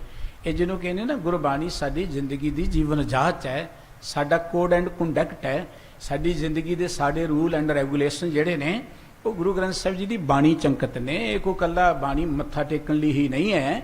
ਜੇ ਆਪਾਂ ਜੀਵਨ ਜਾਂਚ ਸਿੱਖਣੀ ਕਿ ਸਿੱਖ ਦਾ ਜੀਵਨ ਕਿਹੋ ਜਿਹਾ ਹੋਣਾ ਚਾਹੀਦਾ ਹੈ, ਤੇ ਉਹ ਗੁਰਬਾਣੀ ਪੜ੍ਹ ਕੇ ਸਾਨੂੰ ਪਤਾ ਲੱਗੇਗਾ। ਜੇ ਪੜਾਂਗੇ ਤੇ ਤਾਂ ਹੀ ਪਤਾ ਲੱਗੇਗਾ ਨਾ, ਜੇ ਪੜਾਂਗੇ ਨਹੀਂ ਤੇ ਫਿਰ ਕੀ ਪਤਾ ਲੱਗੇਗਾ। ਇਸ ਕਰਕੇ ਸਤਿਗੁਰੂ ਸੱਚੇ ਪਾਤਸ਼ਾਹ ਗੁਰੂ ਰਾਮਦਾਸ ਜੀ ਦੀ ਗੱਲ ਚੱਲ ਰਹੀ ਸੀ, ਬੜੇ ਵਿਦਵਾਨ ਸਨ, ਫਿਰ ਗੁਰੂ ਦੀ ਬਖਸ਼ਿਸ਼ ਹੈ, ਗੁਰੂ ਅਮਰਦਾਸ ਜੀ ਦਾ ਥਾਪੜ ਹੈ। ਸਤਿਗੁਰੂ ਜੀ ਨੂੰ ਚੇਤੇ ਕਰਕੇ ਉਹਨਾਂ ਨੇ ਜਿਵੇਂ ਸਾਰੀਆਂ ਵਿਦਿਆ ਉਹਨਾਂ ਦੇ ਕੋਲ ਇਵੇਂ ਉੱਤਰ ਦੇਣੇ ਸ਼ੁਰੂ ਕਰ ਦਿੱਤੇ ਹਨ। ਬੋਲੇ ਰਾਮਦਾਸ ਸੰਗ ਸ਼ਾਹੂ, ਬੜੇ ਗਾਇਤਰੀ ਹਮ ਤੁਮ ਪਾਹੂ। ਸਤਿਗੁਰੂ ਜੀ ਕਹਿੰਦੇ ਗਾਇਤਰੀ ਕਹਿੰਦੇ ਨੇ, ਜੋ ਅਸੀਂ ਪੜ੍ਹਦੇ ਉਹ ਕੀ ਹੈ, ਉਹ ਵੀ ਤੇ ਰੱਬ ਦੀ ਉਸਤਤੀ ਹੈ, ਰੱਬ ਦੀ ਕੀਰਤੀ ਹੈ, ਪੜ੍ਹ ਦਿੰਨੇ ਤੁਹਾਡੇ ਕੋਲ। ਅਰਥ ਸਮੇਤ ਸੁਣਾਵੇ ਸਾਰੀ, ਜੋ ਆਛੇ ਹੈ ਤਾਏ ਮਯਾਰੀ। ਜੋ ਗਾਇਤਰੀ ਚ ਆਸ ਹੈ, ਦੇਖੋ ਗਾਇਤਰੀ ਦੇ ਪ੍ਰਥਾਏ ਇੱਕ ਬਚਨ ਲਿਖਿਆ ਹੈ ਬਾਬਾ ਨਾਮਦੇਵ ਜੀ ਨੇ, ਪਾਂਡੇ ਤੁਮਰੀ ਗਾਇਤਰੀ ਲੋਧੇ ਕਾ ਖੇਤ ਖਾਤੀ ਥੀ, ਲੇकर ठेगा तगड़ी तोरी लांग तलांग जाती थी। ਗਾਇਤਰੀ ਪਵਿੱਤਰ ਮੰਤਰ ਹੈ ਹਿੰਦੂ ਮਤ ਦਾ, ਲੇਕਿਨ ਉਹਦੇ ਪ੍ਰਥਾਏ ਕੁਝ ਇਹ ਕਹਾਣੀਆਂ ਵੀ ਬਣਾਈਆਂ ਨੇ ਜਾਂ ਸੁਣਦੇ ਆਪਾਂ ਕਿ ਉਹਦੇ 3 ਪਦ ਰਹਿ ਗਏ, 4 ਪਦ ਸਨ, 3 ਪਦ ਰਹਿ ਗਏ। ਤੇ ਉਹਦੇ ਪ੍ਰਥਾਏ ਹੈ ਕਿ ਗਾਇਤਰੀ ਗਾਂ ਦਾ ਰੂਹ ਬਣ ਕੇ ਕਿਤੇ ਕਿਸੇ ਜ਼ਿਮੀਂਦਾਰ ਦੇ ਖੇਤ ਚਲੀ ਗਈ, ਜੋ ਕਹਾਣੀ ਪ੍ਰਚਲਿਤ ਹੈ। ਜ਼ਿਮੀਂਦਾਰ ਨੇ ਡੰਡਾ ਲੈ ਕੇ ਮਾਰਿਆ, ਉਹਦੀ ਲੱਤ ਟੁੱਟ ਗਈ, 3 ਲੱਤਾਂ ਹੀ ਰਹਿ ਗਈਆਂ। 3 ਪਦ ਹੀ ਇਸ ਕਰਕੇ ਪੜ੍ਹਦੇ ਹਾਂ। ਬਾਬਾ ਨਾਮਦੇਵ ਜੀ ਨੇ ਇੱਥੇ ਇੱਕ ਵਿਅੰਗ ਦੱਸਿਆ ਆਪਣੀ ਰਚਨਾ ਦੇ ਅੰਦਰ। ਸਤਿਗੁਰੂ ਜੀ ਕਹਿੰਦੇ ਗਾਇਤਰੀ ਰੱਬ ਦੀ ਕੀਰਤੀ ਹੈ, ਅਸੀਂ ਜੋ ਕੀਰਤੀ ਕਰਦੇ ਤੁਹਾਨੂੰ ਸੁਣਾ ਦਿੰਦੇ ਹਾਂ, ਔਰ ਜੋ ਅਸੀਂ ਰੱਬ ਦੀ ਗੱਲ ਕਰਦੇ ਤੁਹਾਨੂੰ ਸੁਣਾ ਦਿੰਦੇ ਹਾਂ। ਸਭ ਕੇ ਬੀਜ ਪਾਠ ਤਿਸ ਬੜੇ, ਪਾਪ ਪੁੰਨ ਸਭ ਇਨ ਸਿਰ ਚੜੇ। ਗਾਇਤਰੀ ਦੇ ਪ੍ਰਥਾਏ ਇੱਕ ਹੋਰ ਵੀ ਧਾਰਨਾ ਹੈ ਕਿ ਉਹ ਪੜਨ ਦੇ ਲਈ ਖਾਸ ਉਚੇਚ ਸਮਾਂ ਹੋਣਾ ਚਾਹੀਦਾ, ਥਾਂ ਹੋਣਾ ਚਾਹੀਦਾ। ਇਹ ਤੇ ਹਿੰਦੂ ਵੀਰ ਚੰਗੀ ਤਰ੍ਹਾਂ ਜਾਣਦੇ ਹੋਣਗੇ, ਪਰ ਉਹ ਬਹੁਤੀ ਲੋਕਾਂ ਦੇ ਸਾਹਮਣੇ ਨਹੀਂ ਪੜ੍ਹੀ ਜਾ ਸਕਦੀ। ਜਿਹੜਾ ਪੜ੍ਹੇਗਾ ਉਹਨੂੰ ਪਾਪ ਚੜੇਗਾ। ਸਤਿਗੁਰੂ ਜੀ ਕਹਿੰਦੇ ਇੱਥੇ ਸੁਣਾ ਦੇਵਾਂ, ਜੇ ਸੁਣਾਇਆ ਤੇ ਜਿਹੜਾ ਪਾਪ ਹੋਏਗਾ ਇਹਨਾਂ ਦੇ ਸਿਰ ਤੇ ਚੜੇਗਾ। ਕਹਿੰਦੇ ਨਾ ਕਿ ਲੋਕਾਂ ਦੇ ਸਾਹਮਣੇ ਗਾਇਤਰੀ ਨਹੀਂ ਪੜ੍ਹਨੀ ਚਾਹੀਦੀ ਜਾਂ ਖਾਸ ਥਾਂ ਤੇ ਪੜ੍ਹਨੀ ਚਾਹੀਦੀ, ਮੈਂ ਪੜ੍ਹ ਦੇਵਾਂਗਾ, ਫਿਰ ਪਾਪ ਜਿਹੜਾ ਹੈ ਇਹਨਾਂ ਦੇ ਸਿਰ ਤੇ ਚੜੇਗਾ ਜਿਹੜੇ ਗਾਇਤਰੀ ਦੀ ਗੱਲ ਕਰਦੇ ਹਨ। ਇਮ ਕਹਿ ਧੁਨ ਕੀਨ ਸੇਸ ਬਾਤ, ਸਗਲ ਅਰਥ ਕੋ ਕਹਿ ਬਖਿਆਤ। ਜੋ ਸਰਲਾਤ ਸੀ ਨਾ, ਸਰਲ ਅਰਥ ਇਵੇਂ ਕਹਿ ਲੋ ਸੰਖੇਪ ਦੇ ਵਿੱਚ ਸਾਰੇ ਅਰਥ ਸੁਣਾਉਂਦੇ ਕਿ ਗਾਇਤਰੀ ਚ ਇਹੀ ਕੁਝ ਹੈ ਨਾ ਜੋ ਤੁਸੀਂ ਕਹਿਣਾ ਚਾਹੁੰਦੇ ਹੋ। ਓੰਕਾਰ ਉਚਾਰਨ ਕਰਿਓ, ਸੁਨ ਧੁਨ ਬਾਇਓ ਗਮਨਤ ਥਿਰਿਓ। ਤੇ ਸਤਿਗੁਰੂ ਜੀ ਨੇ ਇੱਕ ਓੰਕਾਰ ਦਾ ਜ਼ੋਰ ਦੀ ਪਾਠ ਕੀਤਾ, ਜ਼ੋਰ ਦੀ ਧੁਨ ਉਚਾਰਨ ਕੀਤੀ। ਓੰਕਾਰ ਉਸ ਪ੍ਰਭੂ ਪਰਮਾਤਮਾ ਦੀ ਉਸਤਤ ਹੈ, ਉਹ ਪਰਮਾਤਮਾ ਦਾ ਨਾਮ ਹੈ। ਇਸ ਤਰ੍ਹਾਂ ਯਾਦ ਕੀਤਾ ਸਤਿਗੁਰੂ ਜੀ ਨੇ, ਸਾਰਿਆਂ ਨੇ ਸੁਣਿਆ ਹੈ। ਪਾਥਰ ਮ੍ਰਿਦਲ ਤਹਾਂ ਹੋਏ ਗਏ, ਸੁਨ ਸਭ ਲੋਕ ਬਿਸਮਤੇ ਭਏ। ਜਿਸ ਤਰੀਕੇ ਨਾਲ ਭਾਈ ਜੇਠਾ ਜੀ ਨੇ ਇਹ ਸਰਲ ਅਰਥ ਕੀਤੇ ਗਾਇਤਰੀ ਦੇ, ਫਿਰ ਸਤਿਗੁਰੂ ਜੀ ਨੇ ਇੱਕ ਓੰਕਾਰ ਦੀ ਧੁਨ ਉਚਾਰਨ ਕੀਤੀ, ਸਾਰੇ ਹੈਰਾਨ ਵੀ ਰਹਿ ਗਏ। ਸਾਰਿਆਂ ਦੇ ਉੱਪਰ ਬਹੁਤ ਭਾਰੀ ਪ੍ਰਭਾਵ ਪਿਆ ਉਸ ਵੇਲੇ। द्रव्यो सो मन सब को तिस काल, तूषण पंडित कीन विशाल। ਗੁਰੂ ਸਾਹਿਬ ਜੀ ਨੇ ਆਪਣੇ ਲਫ਼ਜ਼ਾਂ ਰਾਹੀਂ ਜੋ ਕੁਝ ਕਿਹਾ ਉਹਨੂੰ ਦੇਖ ਕੇ ਸਾਰੇ ਪ੍ਰਭਾਵਿਤ ਹੋਏ, ਪਰ ਜਿਹੜੇ ਗਿਲਾ ਜਾਂ ਮੁਕੱਦਮਾ ਕਰਨ ਵਾਲੇ ਸਨ ਉਹ ਚੁੱਪ ਕਰਕੇ ਖਲੋ ਗਏ, ਉਹਨਾਂ ਨੂੰ ਕੋਈ ਗੱਲ ਲੱਭੀ ਨਾ। शीतल हृदय बहे सब केर, प्रगटी प्रीत रहे मुखेर। ਸਾਰੇ ਜਿਹੜੇ ਸਨ ਉਹ ਠੰਡੇ ਵੀ ਹੋ ਗਏ। ਆਲੇ ਦੁਆਲੇ ਜਿੰਨੇ ਲੋਕ ਬੈਠੇ ਸਨ ਅਦਾਲਤ, ਉਹਨਾਂ ਦਾ ਧਿਆਨ ਭਾਈ ਜੇਠਾ ਜੀ ਵੱਲ, ਰਾਮਦਾਸ ਜੀ ਵੱਲ ਚਲਿਆ ਗਿਆ। अचर चरे चर चर बहे जब, क्या गिनती नर बपर न की ਕਵੀ तब। ਜੀ ਕਹਿੰਦੇ ਨੇ ਕਿ ਜੇਠਾ ਜੀ ਨੇ ਇਹੋ ਜੀ ਧੁਨ ਦੇ ਵਿੱਚ ਇੱਕ ਓੰਕਾਰ ਦਾ ਉਚਾਰਨ ਕੀਤਾ, ਮੂਲ ਮੰਤਰ ਦਾ ਉਚਾਰਨ ਕੀਤਾ ਕਿ ਸਾਰੇ ਹੈਰਾਨ ਰਹਿ ਗਏ ਔਰ ਉਧਰ ਹੀ ਦੇਖਦੇ ਰਹਿ ਗਏ। अकबर अत प्रसन्न होए गयो, सबन सुनाए बखानत भयो। ਅਕਬਰ ਦੀ ਅਦਾਲਤ ਸੀ, ਉਹਦੇ ਵਿੱਚ ਇਹ ਮੁਕੱਦਮਾ ਸੀ। ਇਹ ਸਾਰੀ ਗੱਲਬਾਤ ਸੁਣ ਕੇ ਜਿਸ ਤਰੀਕੇ ਨਾਲ ਉਹਨਾਂ ਨੇ ਆਪਣਾ ਪੱਖ ਰੱਖਿਆ, ਅਕਬਰ ਬੜਾ ਪ੍ਰਸੰਨ ਹੋਇਆ ਔਰ ਇਸ ਤਰ੍ਹਾਂ ਪ੍ਰਸੰਨ ਹੋ ਕੇ ਕਹਿਣ ਲੱਗਾ, परमेश्वर दरवेश जे दो, नहीं भेदे कोए सो। ਅਕਬਰ ਕਹਿੰਦਾ ਕਿ ਜਿਹੜੇ ਪਰਮੇਸ਼ਰ ਤੇ ਪਰਮੇਸ਼ਰ ਦੇ ਦਰਵੇਸ਼ ਹੁੰਦੇ ਨੇ ਉਹਨਾਂ 'ਚ ਕੋਈ ਫਰਕ ਨਹੀਂ ਹੁੰਦਾ। ਗੁਰੂ ਅਮਰਦਾਸ ਜੀ ਪਰਮੇਸ਼ਰ ਦੇ ਦਰਵੇਸ਼ ਨੇ, ਇਹਨਾਂ 'ਚ ਕੋਈ ਫਰਕ ਨਹੀਂ ਹੈ ਪ੍ਰਮਾਤਮਾ ਵਿੱਚ ਤੇ ਇਹਨਾਂ ਵਿੱਚ। इन सो समता तुम ने होए नाही, ए साजे तुम मिथ्या माही। ਅਕਬਰ ਨੇ ਉਹ ਮੁਕੱਦਮਾ ਕਰਨ ਵਾਲਿਆਂ ਨੂੰ ਫੈਸਲਾ ਸੁਣਾ ਦਿੱਤਾ ਕਿ ਤੁਸੀਂ ਇਹਨਾਂ ਦੀ ਬਰਾਬਰਤਾ ਨਹੀਂ ਕਰ ਸਕਦੇ। ਇਹ ਸੱਚੇ ਨੇ ਜੋ ਕਹਿ ਰਹੇ ਨੇ, ਰੱਬ ਦੀ ਗੱਲ ਕਰਦੇ ਨੇ, ਤੇ ਤੁਸੀਂ ਇਹਨਾਂ ਦੀ ਵਿਰੋਧਤਾ ਕਰਦੇ ਹੋ, ਝੂਠੇ ਹੋ, ਇਹ ਤੁਹਾਡਾ ਖਿਆਲ ਠੀਕ ਨਹੀਂ ਜੋ ਇਲਜ਼ਾਮ ਲਾ ਰਹੇ ਹੋ। ਵੇਦ ਪੁਰਾਨ ਕਯੋ ਇਨ ਕਰਿਓ ਤੁਮ ਕਹਿਬੇ ਮਾਤਰ ਵੇਥਰਿਓ। ਧਰਮ ਕੋਈ ਵੀ ਮਾੜਾ ਨਹੀਂ ਹੈ। ਦੇਖੋ ਹਰ ਧਰਮ ਪ੍ਰਮਾਤਮਾ ਦੀ ਗੱਲ ਕਰਦਾ ਹੈ। ਗੁਰੂ ਨਾਨਕ ਦੇ ਘਰ ਦੀ ਇੱਕ ਵਡਿਆਈ ਹੈ। ਗੁਰੂ ਨਾਨਕ ਨੇ ਕਿਤੇ ਹਿੰਦੂ ਨੂੰ ਮਾੜਾ ਨਹੀਂ ਕਿਹਾ, ਗੁਰੂ ਨਾਨਕ ਨੇ ਕਿਤੇ ਮੁਸਲਮਾਨ ਨੂੰ ਮਾੜਾ ਨਹੀਂ ਕਿਹਾ। ਸਤਿਗੁਰੂ ਜੀ ਦੀ ਬਾਣੀ ਕਹਿੰਦੀ ਮੁਸਲਮਾਨ ਕੋ ਬਣ ਜਾਵੇ, ਹੋਵੇ ਕੋ ਮੁਸਲਮਾਨ, ਉਹਨੂੰ ਨਮਸਕਾਰ ਹੈ ਭਾਈ। ਪੰਜ ਨਮਾਜ਼ਾਂ, ਪੰਜ ਵਕਤ ਪੰਜਾ ਪੰਜੇ ਨਾਓ, ਪਹਿਲਾ ਸੱਚ ਹਲਾਲ ਦੋਏ, ਤੀਜਾ ਖੈਰ ਖੁਦਾਏ, ਇਹ ਸਾਰੀਆਂ ਗੱਲਾਂ ਕਰਕੇ ਤਾਂ ਮੁਸਲਮਾਨ ਸਦਾਏ। ਕੋ ਮੁਸਲਮਾਨ ਬਣ ਜਾਏ ਤੇ ਉਹਨੂੰ ਨਮਸਕਾਰ ਹੈ। ਗੁਰਬਾਣੀ ਕਹਿੰਦੀ ਕੋ ਬ੍ਰਾਹਮਣ ਬਣ ਜਾਏ, ਬ੍ਰਾਹਮਣ ਹੋਵੇ, ਉਹ ਬ੍ਰਾਹਮਣ ਨਾ ਹੋਏ ਕਿ ਇਹ ਬ੍ਰਾਹਮਣ ਹੈ, ਖੱਤਰੀ ਹੈ, ਸ਼ੂਦਰ ਹੈ, ਵੈਸ ਹੈ। ਬ੍ਰਾਹਮਣ ਉਹ ਹੋਏ ਜਿਹੜਾ ਸਮੁੱਚੀ ਮਾਨਵਤਾ ਚੋਂ ਬ੍ਰਹਮ ਨੂੰ ਦੇਖੇ। ਚੌਂ ਵਰਨਾ ਕੋ ਦੇ ਉਪਦੇਸ਼, ਉਸ ਪੰਡਤ ਕੋ ਸਦਾ ਆਦੇਸ਼। ਜਿਹੜਾ ਬ੍ਰਹਮ ਨੂੰ ਦੇਖੇ, ਇਹ ਨਾ ਦੇਖੇ ਕਿ ਨੀਵੀਂ ਜਾਤ ਹੈ, ਉੱਚੀ ਜਾਤ ਹੈ। ਹੁਣ ਜਿਹਨੂੰ ਮਨੁੱਖ ਚੋਂ ਹੀ ਕੋਈ ਨੀਵਾਂ ਕੋਈ ਵੱਡਾ ਨਜ਼ਰ ਆਉਂਦਾ, ਉਹਨੇ ਰੱਬ ਨੂੰ ਕੀ ਮਿਲਣਾ? ਕਦੀ ਨਹੀਂ ਮਿਲ ਸਕਦਾ। ਉਹ ਪ੍ਰਮਾਤਮਾ ਮਨੁੱਖਤਾ 'ਚ ਹੀ ਬੈਠਾ ਹੋਇਆ ਹੈ, ਉਹ ਕਿਤੇ ਬਾਹਰ ਨਹੀਂ ਹੈ। ਸਭ ਮੈਂ ਜੋਤ ਜੋਤ ਹੈ ਸੋਏ, ਤਿਸ ਦੇ ਚਾਨਣ ਸਭ ਮੈਂ ਚਾਨਣ ਹੋਏ। ਇਸ ਕਰਕੇ ਸਤਿਗੁਰੂ ਜੀ ਦੀ ਇਹ ਵਡਿਆਈ ਹੈ ਕਿ ਉਹਨਾਂ ਨੇ ਕਿਸੇ ਮਤ ਨੂੰ ਮਾੜਿਆ ਨਹੀਂ ਕਿਹਾ। ਜਦੋਂ ਭਾਈ ਗੁਰਦਾਸ ਜੀ ਨੇ ਗੁਰੂ ਨਾਨਕ ਸਾਹਿਬ ਜੀ ਦੀ ਕੀਰਤੀ ਕੀਤੀ, ਇੱਕ ਬੜਾ ਵਧੀਆ ਲਫ਼ਜ਼ ਵਰਤਿਆ, ਜਿਉਂ ਕਰ ਸੂਰਜ ਨਿਕਲਿਆ ਤਾਰੇ ਛਪੇ ਅੰਧੇਰ ਪਲੋਵਾ। ਸੂਰਜ ਦੀ ਇੱਕ ਵਡਿਆਈ ਹੈ ਕਿ ਤਾਰਿਆਂ ਨੂੰ ਉਹ ਕੁਝ ਨਹੀਂ ਕਹਿੰਦਾ, ਤਾਰਿਆਂ ਨੂੰ ਭਜਾ ਥੋੜੋ ਦਿੰਦਾ। ਤਾਰੇ ਰਹਿੰਦੇ ਤੇ ਉੱਥੇ ਹੀ ਨੇ, ਪਰ ਸੂਰਜ ਦੇ ਚਾਨਣ ਅੱਗੇ ਤਾਰਿਆਂ ਦਾ ਚਾਨਣ ਮੱਧਮ ਪੈ ਜਾਂਦਾ ਹੈ ਔਰ ਦਿਸਦੇ ਹੀ ਨਹੀਂ ਹੈ। ਸੂਰਜ ਚਾਨਣ ਹੀ ਇਹਨਾਂ ਦੇ ਦਿੰਦਾ ਹੈ। ਇਵੇਂ ਕਹਿ ਲੋ ਕਿ ਤਾਰੇ ਨਜ਼ਰ ਹੀ ਨਹੀਂ ਆਉਂਦੇ, ਦਿਨ ਵੇਲੇ ਵੀ ਤਾਰੇ ਹੁੰਦੇ ਹੀ ਨੇ, ਕਿਤੇ ਚਲੇ ਤਾਂ ਨਹੀਂ ਜਾਂਦੇ। ਗੁਰੂ ਨਾਨਕ ਦੇ ਘਰ ਦੀ ਇਹੀ ਗੱਲ ਹੈ। ਗੁਰੂ ਨਾਨਕ ਨੇ ਗਿਆਨ ਦਿੱਤਾ ਹੈ ਲੋਕਾਂ ਨੂੰ, ਕਰਮਕਾਂਡਾਂ ਦੀ ਗੱਲ ਨਹੀਂ ਕਹੀ, ਜਾਂ ਐਵੇਂ ਧਰਮ ਦੇ ਨਾਂ ਤੇ ਲੁੱਟ ਖਸੁੱਟ ਦੀ ਗੱਲ ਨਹੀਂ ਕਹੀ, ਵਹਿਮਾਂ ਭਰਮਾਂ 'ਚ ਨਹੀਂ ਪਾਇਆ, ਸਿਰਫ ਗਿਆਨ ਜ਼ਿੰਦਗੀ ਦਾ। ਔਰ ਇਹੀ ਕਾਰਨ ਹੈ ਕਿ ਜਿਹੜੇ ਲੋਕ ਗਿਆਨ ਦੇ ਚਾਹਵਾਨ ਨੇ ਜਾਂ ਜ਼ਿੰਦਗੀ ਅੰਦਰ ਦੁੱਖਾਂ ਤੋਂ, ਅੰਧ ਵਿਸ਼ਵਾਸ ਤੋਂ, ਵਹਿਮਾਂ ਭਰਮਾਂ ਕਰਮਕਾਂਡਾਂ ਤੋਂ ਮੁਕਤ ਹੋਣਾ ਚਾਹੁੰਦੇ ਨੇ, ਉਹ ਗਿਆਨ ਦੇ ਚਾਨਣ 'ਚ ਆ ਕੇ ਗੁਰਮਤਿ ਨਾਲ ਜੁੜ ਗਏ। ਔਰ ਗੁਰੂ ਦੀ ਇੱਕ ਇਹ ਵੀ ਗੱਲ ਹੈ, ਤੂੰ ਮੁਸਲਮਾਨ ਹੈ ਤੇ ਮੁਸਲਮਾਨ ਹੀ ਰਹਿ। ਤੂੰ ਮੁਸਲਮਾਨ ਹੁੰਦਾ ਹੋਇਆ ਵੀ ਤੇ ਸਿੱਖ ਬਣ ਸਕਦਾ ਹੈ, ਤੂੰ ਹਿੰਦੂ ਹੈ ਤੇ ਹਿੰਦੂ ਹੀ ਰਹਿ, ਤੂੰ ਹਿੰਦਾ ਹੋਇਆ ਤੇ ਸਿੱਖੀ ਨੂੰ ਕਮਾ ਸਕਦਾ ਹੈ। ਦੇਖੋ ਨਾ, ਸਾਈਂ ਮੀਆਂ ਮੀਰ ਮੁਸਲਮਾਨ ਹੁੰਦਾ ਵੀ ਸਿੱਖ ਹੈ, ਪੀਰ ਬੁੱਧੂ ਸਾਹਿਬ ਮੁਸਲਮਾਨ ਹੁੰਦਾ ਵੀ ਸਿੱਖ ਹੈ, ਪੰਡਤ ਸਿਵਦੱਤ ਪੰਡਤ ਹੁੰਦਾ ਹੋਇਆ ਵੀ ਗੁਰੂ ਕਾ ਸਿੱਖ ਹੈ। ਕਿਤੇ ਨਹੀਂ ਕਿਹਾ ਕਿ ਤੂੰ ਆਪਣਾ ਜਨੇਊ ਲਾਏਗਾ ਤੇ ਤਾਂ ਹੀ ਸਿੱਖ ਬਣੇਗਾ, ਜੀ ਸਦਕੇ ਤੂੰ ਪਾ ਜਨੇਊ। ਇਹੀ ਤਾਂ ਗੁਰਮਤਿ ਦੀ ਵਡਿਆਈ ਹੈ। ਲੇਕਿਨ ਅਕਬਰ ਨੇ ਇਹ ਗੱਲ ਕਹੀ ਕਿ ਤੁਸੀਂ ਬਰਾਬਰਤਾ ਨਹੀਂ ਕਰ ਸਕਦੇ ਇਹਨਾਂ ਦੀ। ਇਹ ਤੇ ਬੜੀ ਗੱਲ ਪ੍ਰਮਾਤਮਾ ਦੀ ਕਰ ਰਹੇ ਨੇ। ਇਹਨਾਂ ਨੇ ਜਿੰਨੇ ਲਫ਼ਜ਼ ਕਿ ਉੱਥੇ ਪ੍ਰਮਾਤਮਾ ਦੀ ਗੱਲ ਹੈ, ਕਿਤੇ ਪ੍ਰਮਾਤਮਾ ਤੋਂ ਦੂਰ ਜਾਣ ਦੀ ਗੱਲ ਹੈ ਹੀ ਨਹੀਂ ਹੈ। ਤੁਸੀਂ ਕਹਿੰਦੇ ਪ੍ਰਮਾਤਮਾ ਦੀ ਗੱਲ ਨਹੀਂ ਕਰਦੇ, ਇਸ ਕਰਕੇ ਤੁਸੀਂ ਇਹਨਾਂ ਦੀ ਵਿਰੋਧਤਾ ਨਹੀਂ ਕਰ ਸਕਦੇ। ਕਿਉਂ ਨਾ ਕਹੋ ਅਬ ਸਨਮੁਖ ਬਾਣੀ, ਅਰਥ ਸਹਿਤ ਗਾਇਤਰੀ ਬਖਾਨੀ। ਜੋ ਤੁਸੀਂ ਕਹਿੰਦੇ ਤੁਹਾਡੇ ਸਾਹਮਣੇ ਕਹਿ ਦਿੱਤਾ, ਕਰੋ ਗੱਲ ਕੀ ਕਰਨਾ ਚਾਹੁੰਦੇ ਹੋ। ਇਸ ਮੈਂ ਕਰੋ ਪ੍ਰਸ਼ਨ ਜੇ ਜਾਨੋ, ਨਾਏ ਤਾਂ ਅਬ ਬੰਧਨ ਕੋ ਠਾਨੋ। ਜੇ ਤੁਸੀਂ ਕੋਈ ਹੋਰ ਸਵਾਲ ਕਰਨਾ ਹੈ ਤੇ ਕਰੋ, ਨਹੀਂ ਤੇ ਇਹਨਾਂ ਅੱਗੇ ਝੁਕ ਜਾਓ, ਇਹਨਾਂ ਨੂੰ ਬੰਦਨਾ ਕਰ ਦਿਓ। ਵੇਖ ਅਕਬਰ ਕੋ ਤੇਜ ਵਿਸਾਲਾ, ਝੂਠੇ ਹੋਏ ਸਕਲ ਤਿਸ ਕਾਲਾ। ਅਕਬਰ ਬਹੁਤ ਸਿਆਣਾ ਬਾਦਸ਼ਾਹ ਸੀ ਔਰ ਮੁਗਲਿਆ ਸਾਮਰਾਜ ਦੀ ਜਿੰਨਾ ਵਿਕਾਸ ਹੋਇਆ ਉਹ ਅਕਬਰ ਵੇਲੇ ਬਹੁਤ ਜ਼ਿਆਦਾ ਹੋਇਆ। ਵੱਡੇ ਪੱਧਰ ਤੇ ਸਾਮਰਾਜ ਬਣ ਗਿਆ ਅਕਬਰ ਵੇਲੇ। ਅਕਬਰ ਜਿਹੜਾ ਸੀ ਉਹ ਸੁਲਹਕੁਨ ਖਿਆਲਾਂ ਵਾਲਾ ਸੀ, ਮਿਲ ਕੇ ਚੱਲਣ ਵਾਲਾ ਖਿਆਲਾਂ ਸੀ। ਇਸ ਕਰਕੇ ਅਕਬਰ ਨੇ ਨਿਆਂ ਕੀਤਾ ਕਿ ਇਹਨਾਂ ਦੇ ਨਾਲ ਤੁਸੀਂ ਕੋਈ ਵਿਰੋਧਤਾ ਨਹੀਂ ਕਰ ਸਕਦੇ। ਅਕਬਰ ਦਾ ਇਹ ਗੱਲਬਾਤ ਸੁਣ ਕੇ ਉਹਨਾਂ ਨੂੰ ਝੁਕਣਾ ਪਿਆ।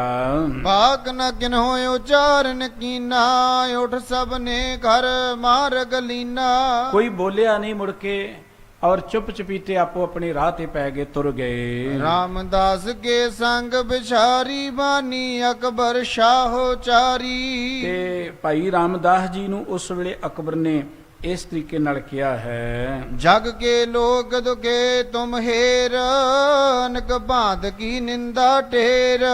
ਇਸ ਕਰਕੇ ਕਹਿਣ ਲੱਗੇ ਕਿ ਜਗਤ ਦੇ ਲੋਕੀ ਜਿਹੜੇ ਨੇ ਇਹ ਤੁਹਾਨੂੰ ਦੇਖ ਕੇ ਨਾ ਬੜੇ ਦੁਖੀ ਹੁੰਦੇ ਨੇ, ਕਈ ਤਰ੍ਹਾਂ ਦੀ ਇਹ ਤੁਹਾਡੀ ਨਿੰਦਿਆ ਕਰਦੇ ਨੇ।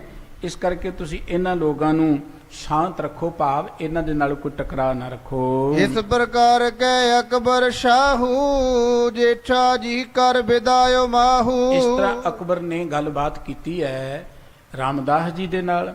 ਤੇ ਭਾਈ ਰਾਮਦਾਸ ਜੀ ਜਿਹੜੇ ਬਾਅਦ ਚ ਗੁਰੂ ਰਾਮਦਾਸ ਜੀ ਮਹਾਰਾਜ ਬਣੇ, ਉਹ ਇਸ ਸਥਾਨ ਤੋਂ ਚੱਲ ਪਏ। ਇੱਕ ਦਿਨ ਆਪਣੇ ਗ੍ਰਹਿ ਗ੍ਰਹਿ ਕਰਕੇ ਸ੍ਰੀ ਗੁਰ ਕੋ ਮਨ ਪ੍ਰੇਮ ਸੰਭਰ ਕੇ। ਕਿਉਂਕਿ ਗੁਰੂ ਰਾਮਦਾਸ ਜੀ ਦਾ ਜਨਮ ਸਥਾਨ ਲਾਹੌਰ ਦੇ ਵਿੱਚ ਹੈ, ਕਸ਼ਮੀਰੀ ਗੇਟ ਲਾਗੇ ਚੂਨਾ ਮੰਡੀ ਦੇ ਵਿੱਚ ਅੱਜ ਵੀ ਗੁਰੂ ਸਾਹਿਬ ਜੀ ਦੀ ਬੜੀ ਸੁੰਦਰ ਯਾਦਗਾਰ ਬਣੀ ਹੈ, ਸੋਹਣਾ ਸਥਾਨ ਬਣਿਆ ਹੋਇਆ ਹੈ। ਔਰ ਉਸ ਸਥਾਨ ਤੇ ਸਤਿਗੁਰੂ ਜੀ ਆਪਣੇ ਘਰ ਚਲੇ ਗਏ। ਇੱਥੋਂ ਵਿਹਲੇ ਹੋ ਕੇ ਅਦਾਲਤੋਂ ਆਪ ਜੀ ਆਪਣੇ ਘਰ, ਹੋਰ ਉਹਨਾਂ ਦੀ ਸਰੀਕਾ ਬਰਾਦਰੀ ਬਹੁਤ ਰਹਿੰਦੀ ਸੀ, ਘਰ ਵੀ ਅਜੇ ਉਹਨਾਂ ਦਾ ਆਪਣਾ ਸੀ। ਜਿੱਥੇ ਗੁਰਦੁਆਰਾ ਸਾਹਿਬ ਬਣਿਆ ਹੈ ਹੁਣ, ਉੱਥੇ ਘਰ ਹੀ ਹੋਇਆ ਕਰਦਾ ਸੀ ਆਪ ਜੀ ਦਾ, ਬੜਾ ਸੁੰਦਰ ਸਥਾਨ ਬਣਿਆ ਹੈ। ਭਾਈ ਸਾਹਿਬ ਜੀ ਕਹਿੰਦੇ ਇੱਕ ਰਾਤ ਆਪ ਜੀ ਆਪਣੇ ਘਰ ਵਿੱਚ ਉੱਥੇ ਰਹੇ ਹਨ। ਜਬ ਬਾਜ਼ਾਰ ਮੈਂ ਪਹੁੰਚੇ ਆ ਜਾਏ, ਬਹੁਤ ਮੋਲ ਕੇ ਬਸਤਰ ਵਿਕਾਏ। ਰਾਤ ਘਰ ਰਹਿ ਕੇ ਆਪਣੇ ਹੋਰ ਸੰਗੀਆਂ ਸਾਥੀਆਂ ਨੂੰ, ਰਿਸ਼ਤੇਦਾਰਾਂ ਨੂੰ, ਬਰਾਦਰੀ ਦੇ ਲੋਕਾਂ ਨੂੰ ਮਿਲੇ ਨੇ। ਔਰ ਇਹ ਬਰਾਦਰੀ ਦੇ ਲੋਕ ਕਦੀ ਗੋਇੰਦਵਾਲ 'ਚ ਵੀ ਆਏ ਸਨ। ਔਰ ਆਪ ਜੀ ਨੇ ਦੇਖਿਆ ਇੱਕ ਘਟਨਾ ਅੱਗੇ ਚੱਲ ਕੇ ਆਏਗੀ, ਜਦੋਂ ਬੌਲੀ ਦੀ ਸੇਵਾ ਸ਼ੁਰੂ ਹੁੰਦੀ ਹੈ ਤੇ ਉਦੋਂ ਉਹਨਾਂ ਦਿਨਾਂ 'ਚ ਆਪ ਜੀ ਦੀ ਸ਼ਾਦੀ ਹੋ ਚੁੱਕੀ ਸੀ ਬੀਬੀ ਭਾਨੀ ਜੀ ਦੇ ਨਾਲ। ਗੁਰੂ ਅਮਰਦਾਸ ਜੀ ਦੇ ਜਵਾਈ ਆਪ ਜੀ ਬਣ ਚੁੱਕੇ ਸਨ। ਤੇ ਉਹ ਲੋਕੀ ਇਹ ਜਾਣਨ ਦੇ ਲਈ ਕਿ ਦੇਖੀਏ ਜੇਠਾ ਰਹਿੰਦਾ ਗੋਇੰਦਵਾਲ ਦੇ ਵਿੱਚ, ਗੁਰੂ ਘਰ ਦਾ ਹੁਣ ਜਵਾਈ ਬਣ ਗਿਆ, ਉਹਦਾ ਕਿੰਨਾ ਕੁ ਟੌਰ ਹੈ, ਕਿੰਨੀ ਕੁ ਸ਼ਾਨੋ ਸ਼ੌਕਤ ਹੈ, ਇਹ ਦੇਖਣ ਲਈ ਗੋਇੰਦਵਾਲ 'ਚ ਆਏ ਸਨ। ਤੇ ਜਦੋਂ ਕੋ ਜੇਠਾ ਜੀ ਨੇ ਸਿਰ ਤੇ ਟੋਕਰੀ ਚੁੱਕੀ ਹੋਈ ਹੈ, ਇਹ ਦੇਖ ਕੇ ਉਹਨਾਂ ਨੇ ਬੜਾ ਗਿਲਾ ਕੀਤਾ ਕਿ ਜੇ ਟੋਕਰੀ ਢੋਣੀ ਸੀ ਤੇ ਸਹੁਰਿਆਂ ਦੇ ਘਰ 'ਚ ਹੀ ਢੋਣੀ ਸੀ, ਕਿਤੇ ਲਾਹੌਰ 'ਚ ਹੀ ਢੋ ਲੈਂਦਾ। ਤੂੰ ਤੇ ਸਾਡੀ ਕੁੱਲ ਦੀ ਨੱਕ ਵਢਾ ਦਿੱਤਾ ਹੈ, ਸਾਡੀ ਕੁੱਲ ਨੂੰ ਲਾਜ ਲਗਾ ਦਿੱਤੀ ਹੈ। ਇਹ ਗੱਲ ਉਹਨਾਂ ਨੇ ਗੁਰੂ ਅਮਰਦਾਸ ਜੀ ਦੇ ਕੋਲ ਵੀ ਕਹੀ ਸੀ। ਕਿ ਸਤਿਗੁਰੂ ਗੁਰੂ ਅਮਰਦਾਸ ਜੀ ਨੇ ਇੱਕੋ ਗੱਲ ਕਹੀ ਸੀ ਕਿ ਜੇ ਤੁਹਾਡੀ ਕੁੱਲ 'ਚ ਨਾ ਜੰਮਦਾ, ਤੁਹਾਡੀ ਕੁੱਲ ਜਿਹੜੀ ਸੀ ਇਹਨੂੰ ਜਾਣਨਾ ਹੀ ਕਿਸੇ ਨੇ ਸੀ। ਇਹ ਗੁਰੂ ਰਾਮਦਾਸ ਜੀ ਦੀ ਕਿਰਪਾ ਹੀ ਹੋਈ ਹੈ। ਅੱਜ ਹਰ ਕੋਈ ਆਪਣੇ ਆਪ ਨੂੰ ਨਾ ਸੋਢੀ ਖਵਾਉਣ 'ਚ ਬੜਾ ਮਾਣ ਮਹਿਸੂਸ ਕਰਦਾ ਹੈ। ਉਹ ਭਾਵੇਂ ਹੋਏ ਕਿਸੇ ਪਾਸੇ ਦਾ, ਸੋਢੀ ਖਵਾਏਗਾ ਜੇ ਅਸੀਂ ਸੋਢੀ ਹੁੰਨੇ ਆ। ਹਾਲਾਂਕਿ ਗੁਰੂ ਰਾਮਦਾਸ ਜੀ ਨਾਲ ਉਹਦਾ ਕੋਈ ਨਾਤਾ ਨਾ ਹੋਏ, ਗੁਰੂ ਦੀ ਉਹ ਗੱਲ ਨਾ ਵੀ ਸੁਣਦਾ ਹੈ, ਫਿਰ ਵੀ ਸੋਢੀ ਖਵਾਉਣ 'ਚ ਮਾਣ ਮਹਿਸੂਸ ਕਰਦਾ ਹੈ। ਇਹ ਕਿਉਂ? ਕਿ ਗੁਰੂ ਰਾਮਦਾਸ ਜੀ ਸੋਢੀ ਘਰਾਣੇ ਦੇ ਵਿੱਚੋਂ ਸਨ। ਵੈਸੇ ਤੇ ਗੁਰਮਤਿ ਦਾ ਇਹਨਾਂ ਜਾਤਾਂ ਪਾਤਾਂ ਦੇ ਨਾਲ ਕੋਈ ਵਾਸਤਾ ਨਹੀਂ ਹੈ, ਪਰ ਦੁਨੀਆਦਾਰੀ ਦੇ ਲੋਕ ਮੰਨਦੇ ਨੇ। ਸੋ ਗੁਰੂ ਅਮਰਦਾਸ ਜੀ ਨੇ ਗੱਲ ਕਹੀ ਕਿ ਜੇ ਤੁਹਾਡੀ ਕੁੱਲ 'ਚ ਇਹ ਨਾ ਜੰਮਦਾ ਤੇ ਤੁਹਾਡੀ ਕੁੱਲ ਤੇ ਨਰਕਾਂ ਨੂੰ ਹੀ ਜਾਣੀ ਸੀ, ਇਹਨੂੰ ਜਾਣਨਾ ਕਿਸੇ ਨੇ ਸੀ। ਸੋ ਉਹੀ ਇੱਥੇ ਅਨੇਕਾਂ ਸੰਬੰਧੀ ਆਪ ਜੀ ਦੇ ਰਹਿੰਦੇ ਨੇ, ਉਹਨਾਂ ਨੂੰ ਮਿਲੇ ਨੇ। ਆਪ ਜੀ ਨੇ ਇੱਕ ਦਿਨ ਇੱਥੇ ਬਤੀਤ ਕੀਤਾ। ਇੱਥੋਂ ਫਿਰ ਵਾਪਸ ਆਪ ਜੀ ਚੱਲਣ ਤੋਂ ਪਹਿਲਾਂ ਬਾਜ਼ਾਰ 'ਚ ਜਾਂਦੇ ਹਨ। ਅਤ ਸੁੰਦਰ ਕੋ ਦੇਖਣ ਲਾਗੇ, ਗੁਰ ਉਚਿਤ ਚਿਤ ਵਬੇ ਲਾਗੇ। ਮਨ ਦੇ ਵਿੱਚ ਖਿਆਲ ਆਇਆ ਕਿ ਇੱਥੋਂ ਦਾ ਬਾਜ਼ਾਰ ਵੀ ਦੇਖ ਚਲੀ ਆਏ ਹਾਂ ਲਾਹੌਰ ਦੇ ਵਿੱਚ। ਲਾਹੌਰ ਬੜਾ ਸੁੰਦਰ ਸ਼ਹਿਰ ਸੀ ਉਦੋਂ ਵੀ, ਹੁਣ ਵੀ ਬੜਾ ਪਿਆਰਾ ਸ਼ਹਿਰ ਹੈ। ਲਾਹੌਰ ਦੇ ਵਿੱਚ ਦੇਖ ਰਹੇ ਨੇ ਕੋਈ ਸੋਹਣੀ ਤੋਂ ਸੋਹਣੀ ਚੀਜ਼ ਜਿਹੜੀ ਹੈ अपने सतगुरु जी दे लिए ले जाइए। घर को बस्तर होए सकेरा, ऐसे ऊपर को बने बढ़ेरा। और मन दे विच सोच रहे ने कि एक सुंदर बस्तर सतगुरु जी दे ले जाइए और गुरु साहब जी दे पहनन दे लिए सोने जे पोशाके इथों ले जाइए। तन टिक नहीं मोल जो दे, गुरहित वस्त्र बनाए जे ले। इवें आप जी बाजार च फिरदे आ जो कल्पना करते ने, जिस तरीके नाल मन दे विच प्यार जागदा है गुरु साहब दे लिए वस्त्र लैण दा, ये सारी वार्ता अजे कुछ अगे है, आप जी फिर श्रवण करोगे। अज दियां इन्नियां बेनतियां प्रवान करनियां। अज दा दिन 12 सितंबर दा वो दिन भी है। सारा गढ़ी दा इतिहास तुहानूं चेते होएगा कि 21 फोर्स सिख रैजीमेंट जिहड़ी उदों 36 बटालीयन इहनूं कहिंदे सी, जिहड़ी बाद विच फोर्स सिख बन गई। इहदे 21 जवान भाई ईसर सिंह जी हौलदार सन, इहदी कमांड हेठ सारा गढ़ी के स्थान पर 10,000 तो ज़्यादा पठाणा ने आके हमला कर दिता। बड़ी बहादुरी के नाल इन्होंने मुकाबला किया आखिरी दम तक। और इस इलाके ये एक छोटी जी पिकड़ सी, सती सिख रैजीमेंट जिथे रहिंदी सी, वो 2 थावां ते वंडवी सी और वो पहाड़ विच बड़ी तगड़ी दूरी सी। उस दूरी नूं कुछ ठीक करने के लिए एक छोटी जी पिकट विच बनाई हुई सी, सारा गढ़ी जिन्हों कहंदे ने। इत्थे 21 को जवान सन जिहड़े तैनात सन, सिग्नल ग्रुप दे सन। उदों अज वर्गा सिग्नल तो नहीं सी, पर शीशे दे नाल ही उदों इशारे भेजे जाते सन। और अचनचेत उस कबीले के लोगों ने, पठाणा ने यह जानते हैं कि इस पिगड़ की की महानता है, उहदे उपर हमला कर दिता अचनचेत। और उस वेले ना कोई फौज आ सकती सी, ना कोई मदद पहुँच सकती सी। कमांडर जिहड़े सन चीफ, वो दूरों ही सिग्नल राही देख के इन्हां नूं हौसला ही दिंदे सन। पर 21 सिख ਈਸਰ ਸਿੰਘ ਹੌਲਦਾਰ ਦੀ ਕਮਾਂਡ ਦੇ ਹੇਠ ਬੜੀ ਬਹਾਦਰੀ ਨਾਲ ਲੜੇ ਆਖਰੀ ਦਮ ਤੱਕ। ਆਖਰੀ ਜਿਹੜਾ ਸੀ ਸਿੰਘ ਉਹ ਸੀ ਸਿਗਨਲ ਦੇਣ ਵਾਲਾ, ਜਿਹੜਾ ਸੀ ਉਹ ਸਿਗਨਲ ਦਿੰਦਾ ਰਿਹਾ। ਅਖੀਰਲਾ ਸਿਗਨਲ ਉਹਦਾ ਇਹ ਸੀ ਕਿ ਹੁਣ ਮੈਂ ਸਿਗਨਲ ਦੇਵਾਂ ਕਿ ਜਾਂ ਇਹਨਾਂ ਨਾਲ ਲੜ ਕੇ ਸ਼ਹੀਦ ਹੋ ਜਾਵਾਂ। ਆਖਰ ਉਹ ਵੀ ਸ਼ਹੀਦ ਹੋ ਗਿਆ ਸੀ। ਔਰ ਉਹਨਾਂ ਦੀ ਇਹ ਬਹਾਦਰੀ ਨੇ ਇੰਗਲੈਂਡ ਦੀ ਪਾਰਲੀਮੈਂਟ ਗੂੰਜਾਂ ਪਾ ਦਿੱਤੀਆਂ। ਉਹਨਾਂ ਨੂੰ ਯਾਦ ਕੀਤਾ ਗਿਆ। ਉਹਨਾਂ ਦੀ ਯਾਦਗਾਰ ਫਿਰੋਜ਼ਪੁਰ ਵਿੱਚ ਵੀ ਬਣੀ ਹੈ ਸਾਰਾਗੜ੍ਹੀ ਦੇ ਨਾਂ ਤੇ। ਸ੍ਰੀ ਅੰਮ੍ਰਿਤਸਰ ਸਾਹਿਬ ਜਾਈਏ ਜਿੱਥੇ ਪਾਰਕਿੰਗ ਬਣੀ ਹੈ, ਕਾਰ ਪਾਰਕਿੰਗ, ਉਹਦੇ ਨਾਲ ਵੀ ਗੁਰਦੁਆਰਾ ਸਾਰਾਗੜ੍ਹੀ ਹੈ। ਮੇਰਠ ਵਿੱਚ ਸਿੱਖ ਰੈਜੀਮੈਂਟ ਸੀ, ਉੱਥੇ ਵੀ ਉਹਨਾਂ ਦੀ ਯਾਦਗਾਰ ਬਣੀ ਹੋਈ ਹੈ। ਫਰਾਂਸ ਦੇ ਇਤਿਹਾਸ ਵਿੱਚ, ਕੈਨੇਡਾ ਦੇ ਇਤਿਹਾਸ ਵਿੱਚ, ਈਵਨ ਜਾਪਾਨ ਦੇ ਇਤਿਹਾਸ ਵਿੱਚ ਵੀ ਸਾਰਾਗੜ੍ਹੀ ਦੇ ਇਹਨਾਂ ਸ਼ਹੀਦਾਂ ਨੂੰ ਪੜ੍ਹਾਇਆ ਜਾਂਦਾ ਸੀ। ਹੁਣ ਦਾ ਤੇ ਪਤਾ ਨਹੀਂ, ਕਦੀ ਪੜ੍ਹਾਇਆ ਜਾਂਦਾ ਸੀ। ਔਰ ਖਾਸ ਕਰਕੇ ਇੰਗਲੈਂਡ ਦੀ, ਬਰਤਾਨੀਆ ਦੀ ਪਾਰਲੀਮੈਂਟ ਵਿੱਚ ਇਹਨਾਂ ਲੋਕਾਂ ਨੂੰ ਬੜਾ ਉਚੇਚੇ ਤੌਰ ਤੇ ਯਾਦ ਕੀਤਾ ਜਾਂਦਾ ਸੀ। ਅੱਜ ਵੀ ਉਹ ਲੋਕ ਯਾਦ ਕਰਦੇ ਨੇ। ਔਰ ਇਹਨਾਂ ਮਹਾਨ ਯੋਧਿਆਂ ਨੇ 21 ਕੁ ਬੰਦੇ ਕਿੰਨੇ ਕੁ ਹੁੰਦੇ ਨੇ, ਔਰ 10-12 ਹਜ਼ਾਰ ਲੋਕਾਂ ਨਾਲ ਲੜਦੇ ਆ, ਆਪਣੇ ਖੂਨ ਦਾ ਇੱਕ ਇੱਕ ਕਤਰਾ ਜਿਹੜਾ ਸੀ ਉੱਥੇ ਵਹਾ ਦਿੱਤਾ। ਹਾਲਾਂਕਿ ਇਹਨਾਂ ਨੂੰ ਪਹਿਲਾਂ ਆਦੇਸ਼ ਸੀ ਕਿ ਤੁਸੀਂ ਇਹਨੂੰ ਛੱਡ ਕੇ ਪਿਕਟ ਨੂੰ ਲਾਂਭੇ ਹੋ ਜਾਓ, ਪਰ ਕਿਉਂਕਿ ਗੁਰੂ ਕੇ ਸਿੱਖ ਸਨ, ਇਹਨਾਂ ਨੇ ਪਿੱਛੇ ਹਟਣਾ ਜਾਇਜ਼ ਨਾ ਸਮਝਿਆ। ਬਹਾਦਰੀ ਨਾਲ ਇੱਥੇ ਲੜੇ, ਸ਼ਹਾਦਤਾਂ ਪ੍ਰਾਪਤ ਕੀਤੀਆਂ। ਉਹ ਸਾਰਾਗੜ੍ਹੀ ਦੇ ਸ਼ਹੀਦਾਂ ਦਾ ਅੱਜ ਦਾ ਦਿਨ ਹੈ 12 ਸਤੰਬਰ ਦਾ, ਜਿਸ ਦਿਨ ਉਹਨਾਂ ਨੇ ਇਹ ਬਹਾਦਰੀ ਦਿਖਾਈ ਸੀ। ਔਰ ਸਾਡੇ ਮੁਲਕ 'ਚ ਤਾਂ ਇਹੋ ਜਿਹੀਆਂ ਯਾਦਗਾਰਾਂ ਪੜ੍ਹਾਈਆਂ ਹੀ ਨਹੀਂ ਜਾਂਦੀਆਂ, ਕਿਉਂਕਿ ਸੂਰਮਿਆਂ ਦੀਆਂ ਯਾਦਗਾਰਾਂ ਪੜ੍ਹਾ ਕੇ ਲੋਕੀ ਸੂਰਮੇ ਬਣ ਜਾਣਗੇ, ਫਿਰ ਮੁਲਕ ਨੂੰ ਸਾਹਮਣੇ ਔਖੇ ਹੋ ਜਾਣੇ ਨੇ ਗੌਰਮੈਂਟਾਂ ਨੂੰ। ਇਸ ਕਰਕੇ ਇਹੋ ਜਿਹਾ ਇਤਿਹਾਸ ਪੜ੍ਹਾਇਆ ਹੀ ਨਹੀਂ ਜਾਂਦਾ ਸਾਡੀ ਕੰਟਰੀ ਦੇ ਅੰਦਰ। ਅਫਸੋਸ ਦੀ ਗੱਲ ਹੈ। ਸੋ ਉਹਨਾਂ ਮਹਾਨ ਸ਼ਹੀਦਾਂ ਨੂੰ ਪ੍ਰਣਾਮ ਹੈ ਜੀ, ਜਿਨ੍ਹਾਂ ਨੇ ਆਪਣੀ ਅਣਖ ਦੀ ਖਾਤਰ, ਜਾਂ ਇਵੇਂ ਕਹਿ ਲਓ ਕਿ ਆਪਣੇ ਮੋਰਚੇ ਤੇ ਡਟ ਕੇ ਆਪਣੀਆਂ ਕੁਰਬਾਨੀਆਂ ਕੀਤੀਆਂ। ਅੱਜ ਦੀਆਂ ਇੰਨੀਆਂ ਬੇਨਤੀਆਂ ਪ੍ਰਵਾਨ ਕਰ ਰਹੀਆਂ ਜੀ। ਭੁੱਲ ਚੁੱਕ ਦੀ ਖਿਮਾ। ਸਰਬੱਤ ਦਾ ਧੰਨਵਾਦ। ਵਾਹਿਗੁਰੂ ਜੀ ਕਾ ਖਾਲਸਾ, ਵਾਹਿਗੁਰੂ ਜੀ ਕੀ ਫਤਿਹ।